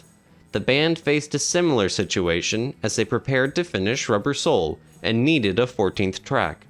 After recording 2 new songs, You Won't See Me and Girl, they revisited the master tape of Wait to add overdubs and complete the song. This was done in about an hour, from 4 to 5 a.m. on November 12th. Paul added double-tracked vocals during the bridges and a third harmony on the last 2 verses. George contributed more volume pedal guitar and rhythm guitar during the bridges, while Ringo added tambourine and maracas, making the song percussion-heavy. John chose not to double-track his vocals. Wait features a fully developed chorus, a structure becoming more common for the Beatles by mid-1965. The song is no introduction or solo, but concludes with a drawn-out ending built around a repeat of the first verse. One unique aspect of the song is its unusual measure structure in both the verse and the chorus. The first verse is 6 measures long and begins with John singing a cappella before the first measure officially starts. The second half of the verse repeats the melody of the first, but with differences in arrangement. Ringo plays a standard 4/4 rock beat on the drums, while overdubbed maracas add a steady rhythm. These subtle changes keep the arrangement from becoming monotonous and build anticipation for the upcoming chorus. The verse ends with Ringo accentuating his open hi-hat and a tom roll, signaling the transition to the chorus. Ringo's drumming on Wait is a standout, with intricate patterns and energetic fills. His tambourine and maracas, mixed prominently, also add to the song's texture. The lyrics tell a straightforward story of a man who has been away from his lover for a long time, but is now returning home. Though she has cried in his absence, all she needs to do is wait, and they can both forget the tears once reunited. While faithfulness is a theme, the singer reassures her by saying, "I've been good as I can be," and hopes she has done the same. Interestingly, the line, "But if your heart breaks, don't wait, turn me away," suggests he would accept her decision to move on if his absence has been too long. However, he remains hopeful she will hold on until he returns. As history unfolded, it's evident that Wait became a more significant and respected song than it might have been had it appeared on the Help album as originally planned. This is partly due to the additional instrumentation and vocals added during the November '65 overdubs, which gave the track much more depth.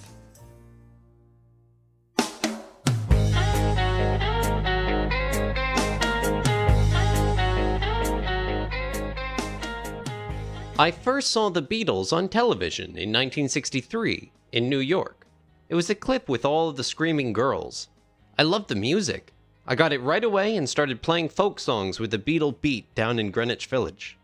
This quote from Roger McGuinn of the Byrds exemplifies the influence the Beatles had on many artists emerging in the mid-60s and beyond. A significant number of musicians from any era post-1964 credit the Beatles as a key influence during their formative years. What sets the Byrds apart is not only their incorporation of the Beatles sound, particularly the Rickenbacker 12-string twang, but also their role as an inspiration for the Beatles. George Harrison was particularly struck by their sound, leading him to write If I Needed Someone with them in mind. The Beatles often sought to emulate modern music, and from their arrival in the mid-60s, they frequently found themselves mirroring those who were also inspired by them. The Beatles were so impressed with the Byrds that during a break from their 1965 American tour, they attended a recording session for the group in Los Angeles. This visit may have been arranged by Derek Taylor, the Beatles' former press agent, who was then working for the Byrds. Because of his admiration for their music, George was inspired to write a song based on a specific Byrds track. It was based on the 12-string figure from The Bells of Rhymney, George explained after the song's release, noting it was akin to a million other songs written around one chord, a D chord actually. In 1980, he elaborated on the song's composition. If you move your fingers around, you get various little melodies. That guitar line, or variations on it, is found in many a song, and it amazes me that people still find new permutations of the same notes. While it's true that If I Needed Someone is in A major, George's live performances feature him playing a D major fingering using a capo placed high on his guitar neck. John, in contrast, plays A major without a capo. This suggests that while the song was composed in D, it was adapted to A for George's vocal range. George had the Byrds-esque song ready early in the Rubber Soul sessions. On October 16th, during the third day of recording, he debuted the track in EMI Studio 2. They successfully captured the rhythm track on the first take, featuring George on a new Rickenbacker 12-string, capoed at the 7th fret, John on rhythm guitar, Paul on bass, and Ringo on drums. Some sources claim George Martin played harmonium on the track, although it isn't noticeable in the final mix. They plan to return for further overdubs. The following session on October 18th involved finishing the overdubs for If I Needed Someone. George recorded his lead vocals and double-tracked them, while John and Paul added harmony vocals, also double-tracked. George contributed jangly guitar leads throughout, with Ringo adding tambourine to enhance the rhythm. George's somber vocals complement the song's sentiment, delivered in tune. His haunting guitar passages are prominent over the track's 2 minutes. Paul's simple yet effective bass line supports the arrangement without overwhelming it. Ringo maintained a steady rhythm on drums and tambourine, as usual. John, while sometimes less cooperative on Harrison's songs, put forth a solid effort here with well-executed guitar work and syncopated vocals. By around 4 p.m., the song was completed. Apart from the romantic tone of If I Need You earlier that year, George's If I Needed Someone continues his unique take on relationships. The lyrics candidly depict the reality of Beatlemania, with girls lining up for each band member, vying to be the next love interest. However, George expresses that he's currently too much in love to need anyone else. Still, he reassures a potential partner, "You're the one I'd be thinking of," reiterating, "If I needed someone," to temper her expectations. His reflections suggest that infidelity isn't a concern, as he muses, "If I had some more time to spend, I'd be with you," bluntly including, "I guess." She seems to have caught him at a bad moment, but he remains open to future possibilities, advising her to carve your number on my wall and maybe you will get a call from me.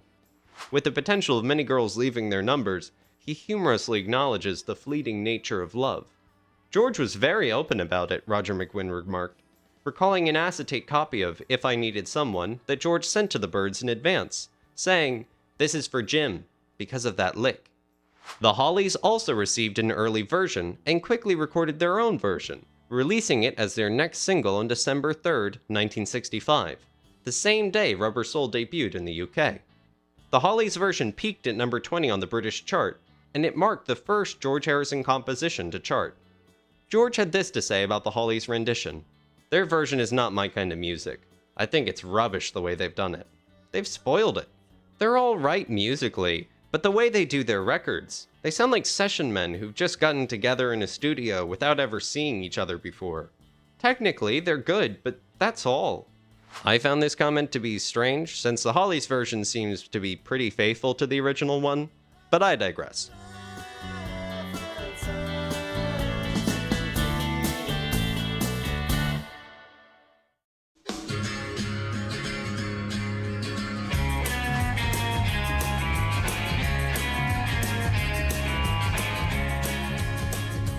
Jealousy often found its way into John's songwriting during his time with the Beatles. In You Can't Do That, for example, he warns his girlfriend that if he catches her speaking with another man, he'll let her down and leave her flat. This theme of jealousy escalates further in 1965's Run for Your Life, where John takes a much darker approach, expressing that he'd rather see you dead than with another man, implying a violent threat if his partner is unfaithful. After finishing the Help album, the Beatles embarked on a 2-week tour through France, Italy, and Spain. Following that, they had a month's break before their American tour, which included the famous performance at New York's Shea Stadium and meetings with stars like Bob Dylan and Elvis Presley. During a break in August at the Bel Air home in Los Angeles, John, George, and Ringo experimented with LSD, an event that would inspire John's later song, She Said, She Said. Upon returning to London, the band took a break before beginning work on their next album, starting recording sessions in October 12, 1965. The first song for what was to become Rubber Soul, Run for Your Life, constituted an inauspicious start. John explains, "It was inspired from Baby Let's Play House. There was a line in it. I used to like specific lines from songs. I'd rather see you dead, little girl, than to be with another man. I wrote it around that, a line from an old blues song that Presley did." While the intent of the lyric from Baby Let's Play House was to show the depth of the singer's feelings for his girl, John decided to take that line literally as if it was a threat. The results are witty but chilling if read as poetry, although, when sung against a country and western twang and 3-part harmonies, it comes across as just another fun piece of Beatlemania. Run for Your Life is just a sort of throwaway song of mine that I never thought much of, but it was always a favorite of George's. It has a line from an old Presley song, you know, I'd rather see you dead, little girl, than to be with another man. Blues song, Presley did one. Would you feel a jealousy? I'd rather see you dead. Or was that? Oh, I was a very jealous, possessive man, but the song was just written as a song with no thought, no depth. John always dismissed the song when asked about it, sort of a throwaway. I didn't think it was that important. I never liked it. I always hated that one. And it was phony, were comments he made throughout the years. Under the influence of Yoko Ono's feminism, he would later renounce such nastiness, with implicit reference to this song. Although Paul didn't contribute much to the writing of Run for Your Life, he offered an interesting perspective on its meaning. John was always on the run, running for his life, he said. He was married, whereas none of my songs would have Catch You With Another Man. It was never a concern of mine at all, because I had a girlfriend and I would go with other girls. It was a perfectly open relationship, so I wasn't as worried about that as John was. A bit of a macho song. Recorded during one long afternoon, Run for Your Life leaves its country and western idiom only for the chorus, grimly threatening the song's addressee with a relative minor before swinging back to the home key via a standard country and western turnaround. The rhythm track was the first to be tackled, with John on acoustic guitar and guide vocals, and Paul on bass, George on electric rhythm guitar, and Ringo on his brand new set of Ludwig drums. They tried 5 takes of the rhythm track, although take 5 was the only one that made it all the way through to the end, the first 4 all breaking down at some point. Though John was later very insistent about his dislike for the song, this guide vocal reveals that he was very much into the spirit of the recording and was wholeheartedly about his performance. The same can easily be said about his overdubbed vocals in the finished master tape. Obviously, his distaste for the song came later. On to take 5, overdubs began. With the guide vocals still in place, Ringo laid down a tambourine part, and George got busy putting down multiple lead guitar passages, including the solo. His other parts included the distinctive riff heard in the introduction as well as throughout the song, these all being double-tracked to make them sound full. He also overdubbed chord slides that are accomplished by pulling the chord position on his left hand up into the D major, as heard repeatedly throughout the song. During strategic places, there are actually 4 Georges being heard at the same time. In the lyrics, John acknowledges his jealousy, referring to himself as a wicked guy with a jealous mind. He makes it clear that he won't spend his life trying to make his partner behave, instead issuing a dire warning to run for your life if she is unfaithful.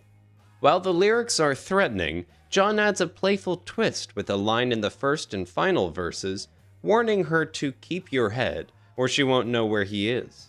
From this point on, a pattern emerged in the Beatles' recording process. John would often insist on recording one of his songs first when beginning work on a new album. This does seem to give evidence that he must have felt strongly about the song initially, even though he was eager to dismiss it as a throwaway in later years. Some of the early albums, I think around about Rubber Soul, Revolver, was quite a nice period.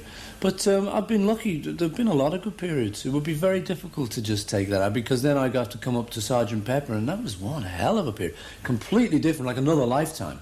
We were like different people by then. Because of the drugs thing, you have to remember, in the 60s, there was this new thing, which had always been there with the musicians, the jazz musicians and stuff. But we'd just become introduced to it through the sort of the hippie kind of thing that was happening then.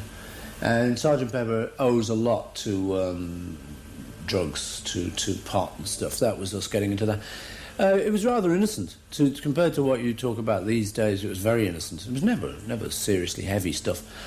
Things got heavier later, with one or two of us, but then it was quite mild. It was like a drink. It was nothing. It was never lethal. It was never that crazy. We were never sort of out of it on the floor like you'd hear about Stones sessions where they couldn't wake the guitarist up, and it was never that. We were always just a little bit sort of merry or whatever it was, but it certainly made our minds go, yeah, we could do that. Wow, look, if we can do that, why couldn't we do that?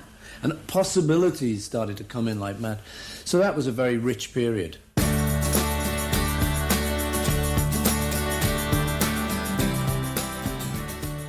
While the boys were recording Rubber Soul, the usual concern of which song would be left off the album and released as their next single was resolved pretty much from the get-go.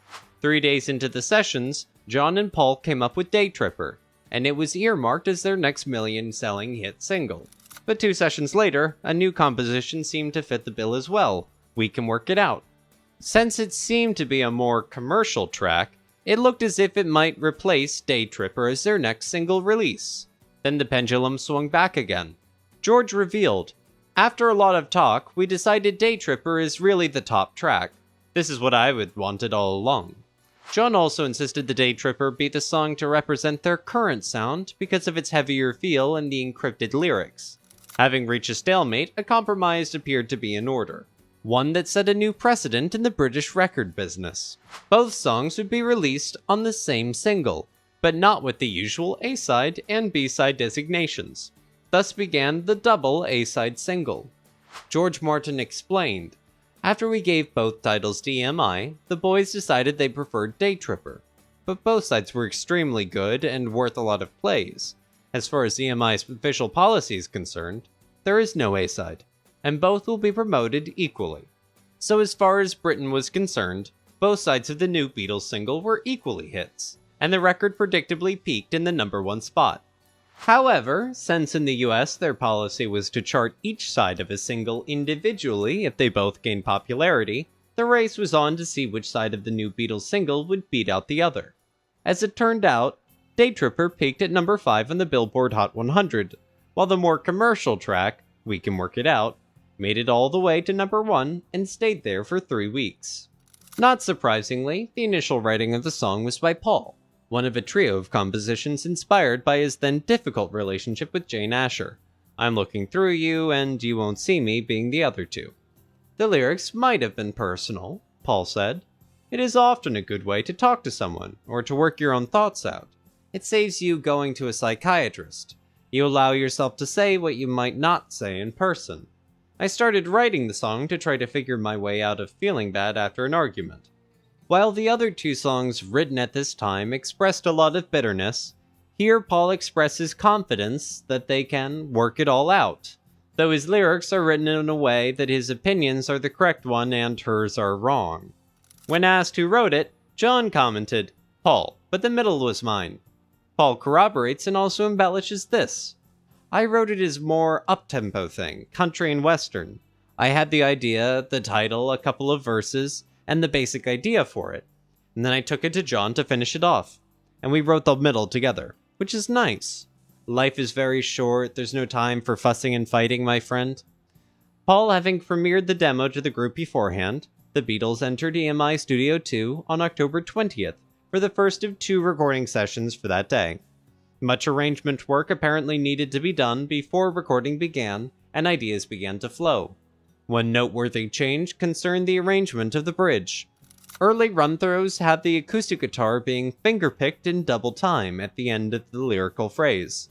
Since this wasn't suitable, George offered a suggestion. It was George's idea to put the middle into waltz time, Paul remembers. Like a German waltz. That came on the session. It was one of the cases of the arrangement being done on the session. That ended up giving the song a profound sense of friction and fracture. With that worked out, 2 takes of the rhythm track were recorded. The instruments being John on acoustic guitar, George on tambourine, Paul on bass, and Ringo on drums. The first began with Paul instructing John with the words, "Do you remember the end?" To which he answers, "I know how it goes, it's when it comes." This take was nearly perfect, except that it fizzled when Ringo forgot to switch to waltz time in the second bridge. The second take was all that was needed, and they took a half-hour break before returning to start with the overdubs.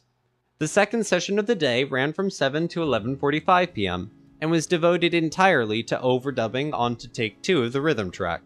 It was during this session that they found something interesting to be added to the song. The other thing that arrived on the session was that we found an old harmonium hidden away in the studio, Paul recalls, and said, "Oh, this would be nice color on it." We put the chords on the harmonium as a wash, just a basic held chord, what you would call a pad these days. The overdubs included harmonium tracks, Paul's lead vocals, which he also double-tracked, and John's harmony vocals in the bridge. Lyrically, Paul's optimistic and hopeful lyrics show that he wants to work things out between him and Jane, although desperation does rear its ugly head in his words. "Do I have to keep on talking till I can't go on?" he exasperatingly asks. "Try to see it my way," he keeps insisting, while seeing it your way always results in the worst, such as, "Our love may soon be gone, and we might fall apart before too long." The results of his way would be to work it out and get it straight or say goodnight. The solution is very clear, at least in his eyes. John's bridge shows the one pleading his case as throwing up his hands and complaining that life is very short, and there's no time for fussing and fighting, referring to this futile exchange as a crime of wasting better used time. While referring to the woman with the amicable term, "my friend," he continues his plea, "So I will ask you once again," to usher in the return of the frustrating issue at hand.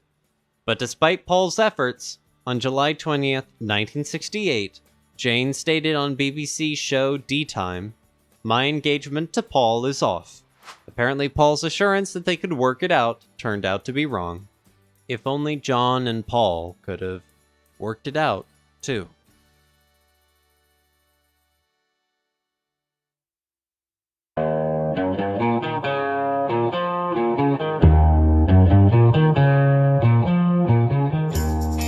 Returning to the studio after a day off, the Beatles maintained the bluesy style of Drive My Car, with a song John and Paul later admitted had been forced by the need for a new single. Potentially, they wrote Day Tripper on Friday after consulting a rough mix of Drive My Car. Day Tripper was written under complete pressure, John revealed, based on an old folk song I wrote about a month previous. It was very hard going, that, and it sounds it. While John appeared to claim sole authorship in 1969, he changed his tune in 72. But I think Paul helped with the verse. In 1980, He said, Day Tripper. Day Tripper. It's just a rock and roll song. No, it was really about day trippers are people who go on a day trip, right? Usually on a boat, a ferry boat or something. But it was kind of, you're just a weekend hippie, right? Paul's book shed some interesting first-hand knowledge about its writing. Paul relates, "That was a co-written effort. We were both there making it all up, but I would give John the main credit. Probably the idea came from John because he sang the lead, but it was a close thing. We both put a lot of work into it." In referring to a sexual reference included in the song, he continues, "We thought, that'd be fun to put in." That was one of the great things about collaborating. You could nudge nudge, wink wink a bit. Whereas if you're sitting on your own, you might not put it in. I'd love to turn you on. We literally looked at each other like, oh, dare we do this? It was a good moment. There was always good eye contact when we put those things in. Day Tripper was to do with tripping. Acid was coming in on the scene, and often we do these things about the girl who thought she was it. Mainly the impetus for that used to come from John. I think John met quite a few girls who thought they were it, and he was a bit up in arms about that kind of thing. But this was just a tongue-in-cheek song about someone who was a day tripper, a Sunday painter, a Sunday driver, somebody who was committed only in part to the idea, whereas we saw ourselves as full-time trippers, fully committed drivers. She was just a day tripper. On October 16th, the Beatles, along with guest Julia Baird, John's half-sister, entered EMI Studio 2 at 2:30 p.m. for a 9.5-hour recording session. The vast majority of this session, the first 8.5 hours, was used to fully record the newly composed song Day Tripper. The first 4.5 hours were spent discussing and rehearsing the song's intricate arrangement, which caused Julia Baird to comment, "It seemed like bits and pieces were being put together. I can't understand how they got the final version." After much time was spent putting these bits and pieces together, 3 takes of the rhythm track were recorded. The instrumentation comprised George on lead guitar playing the main riff, John on electric rhythm guitar, Paul on bass, and Ringo on drums. Since John once credited himself with the lick, the guitar break, and the whole bit, many feel that he meant he played the main guitar parts in the studio. However, all indications show that George played the guitar riff during the rhythm track, as well as the overdub, and also played the guitar solo in the bridge. John apparently meant that he was the writer of the guitar riff, as well as the originator of the guitar break, or bridge, in the arrangement. During their live performances of the song, John is seen playing rhythm guitar, as was his role during the recording of the rhythm track. By this time, it was 7 p.m. and time for overdubs. These overdubs consisted of both John and Paul's lead vocals, which were then double-tracked, along with a third harmony from George, and then George double-tracking the guitar riff heard throughout the song, while also adding a solo in the bridge section as an additional overdub. A subtle vocal error was left in, however, John singing "One Day Driver, yeah," instead of "Sunday Driver," no doubt a combination of the line "one-way ticket" from the previous verses, him catching himself midway. While most attribute the tambourine overdub to Ringo, George himself sets the record straight in a 1965 interview. Day Tripper is a rocker, but not in the old-fashioned sense. It's a very groupy sort of record. It starts with guitar, then bass guitar, and then John comes in on the tambourine. There's a funny middle which stays on one chord. By around 11 p.m., the song was finished. In '65, with the rise of folk rock becoming a major force in the music world, the Beatles embraced this popular style in the studio while working on their final album of the year. Day Tripper emerged as a perfect rock anthem, intense from start to finish. Although it wouldn't have seamlessly fit on Rubber Soul, that wasn't its purpose. They knew it was destined to make a big impact as a standalone single. For many, Day Tripper represents the pinnacle of their middle period, up there with the Rolling Stones' I Can't Get No Satisfaction, the Kinks' All Day and All of the Night, and the Who's Can't Explain, to show that the Beatles could also rock with the best of them.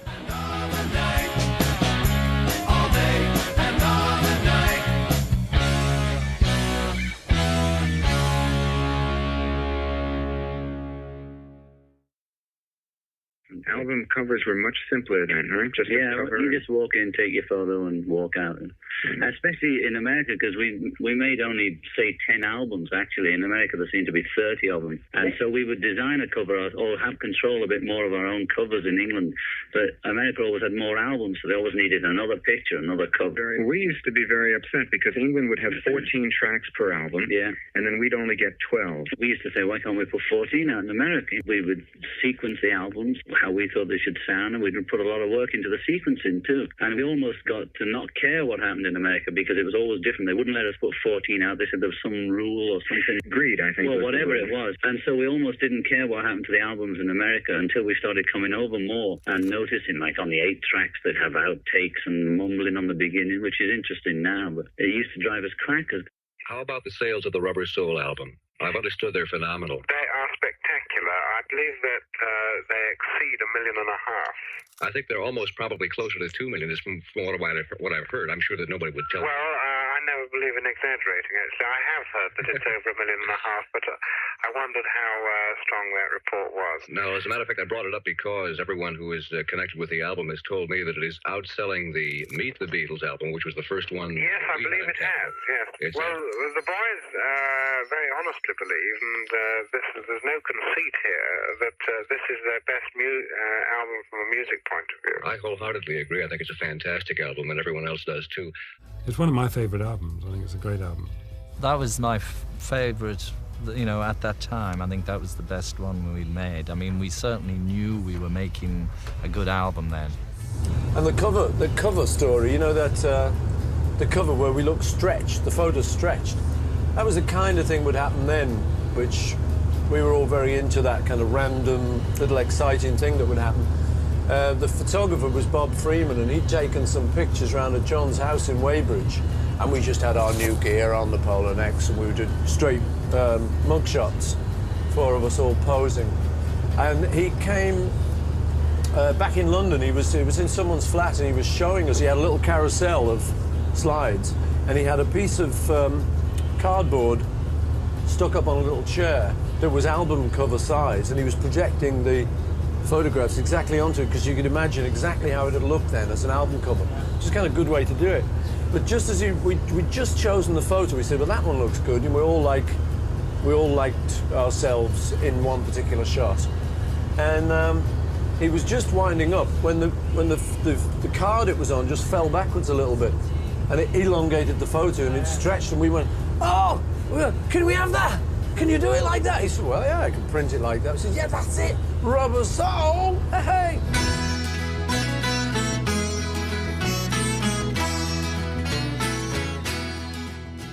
No Beatles album title had ever sparked as much curiosity as Rubber Soul.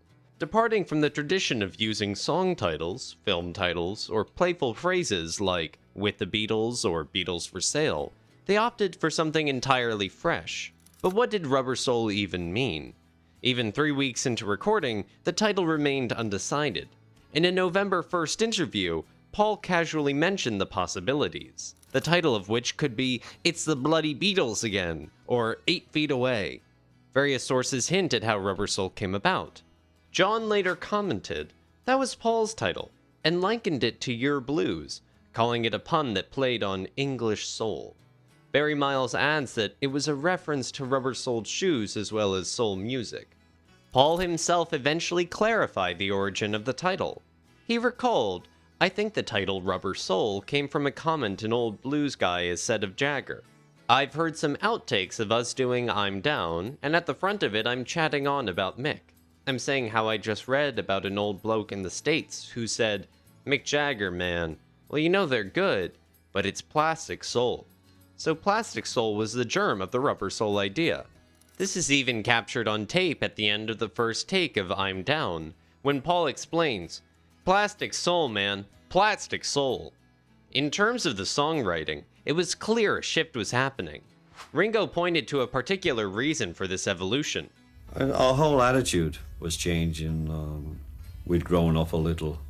I think Grass was really influential in a lot of our changes, especially with the writers, so because they were writing different stuff, we were playing differently. We were all expanding in all areas of our life, opening up to a lot of different attitudes. I feel that we made it on love songs. All the initial songs were love songs. Now we get to Rubber Soul and begin stretching the writing and the playing a lot more. This was a departure record. A lot of other influences were coming down and going on the record. It was getting to be really exciting in the studio. We did it all in there, rehearsing, recording, and finishing songs. We never hired a rehearsal room to run down the songs because a lot of them weren't finished. The ideas were there for the first verse or a chorus, but it could be changed by the writers as we were doing it, or if anyone had a good idea. John later reflected on the album's significance. Rubber Soul was the pot album, and Revolver was the acid. The drugs are to prevent the rest of the world from crowding in on you. They don't make you write any better. Finally, we took over the studio. In the early days, we had to take what we were given. We didn't know how we could get more bass. We were learning the technique on Rubber Soul. We were more precise about making the album. That's all. George Martin echoed this sentiment. I think Rubber Soul was the first of the albums that presented a new Beatles to the world. Up to this point, we had been making albums that were rather like a collection of their singles, and now we were beginning to think about albums as a bit of art in their own right. We were thinking about the albums as an entity of its own, and Rubber Soul was the first one to emerge in this way. With the Rubber Soul in high demand, EMI was willing to go above and beyond to support the project by late '65, given the Beatles' dominance in the music market. George Martin noted, "We were given very much carte blanche with Studio 2, but didn't really chuck people out, although there were times when pressure was brought to bear and somebody who had the studio booked was told the Beatles wanted it. I didn't approve of this at all, but sometimes the boys would steamroller people. EMI contributed to this by demanding product, and we were often unfairly accused of being arrogant." Mal Evans also highlighted the pressures that arose while recording the album. Things get tense, sometimes even between close friends, and recording is not the easiest thing in the world, especially when you've got 4 people with different ideas, and you've got to gel them together into one direction. I was always making tea, sandwiches, or scrambled eggs, just doing anything to look after them, to make sure we kept them working well. The whole thing was, you make the music and I'll do anything in the world to make you comfortable. One night, I walked into the control room and the air was electric. Everyone was snarling, and I just walked in and dropped the tray of cups. They all turned around and said, "Hey, look at the dummy." But then they had a common enemy. They got diverted, started joking and laughing. Cups were everywhere, but they went back to the music again. I didn't mind. While they were laughing at you, they couldn't be shouting at you. John also discussed their increasing control over the album, saying, "We took over the cover and everything." Photographer Robert Freeman elaborated on the iconic album cover. It was becoming very difficult to get the 4 together for a photo session. The photograph for Rubber Soul, the last album cover in which I was involved, was taken in the garden of John's house in Weybridge, the central point for 3 of them. The distorted effect of the photo was a reflection of the changing shape of their lives. Paul provided further insight into the making of the cover. When we came to choose which of Bob's photos we should use for the cover of Rubber Soul, he visited us at a friend's flat one evening. Whilst projecting the slides onto an album-sized piece of white cardboard, Bob inadvertently tilted the card backwards. The effect was to stretch the perspective and elongate the faces. We excitedly asked him if it was possible to print the photo in this way. Being Bob, he said, "Yes," and the cover to our album Rubber Soul was decided. In the US, Capitol respected the boys' wishes and retained the cover design, photo montage, and all. Their confidence was rewarded, as the album sold over 4 million copies in the US alone. Within just 3 weeks, Rubber Soul hit the top of the Billboard chart, staying there for 6 consecutive weeks before being surpassed by Herb Alpert's Whipped Cream and Other Delights. Reflecting on the album, George shared, "Rubber Soul was my favorite album, even at that time. I think it was the best one we made. We certainly knew we were making a good album.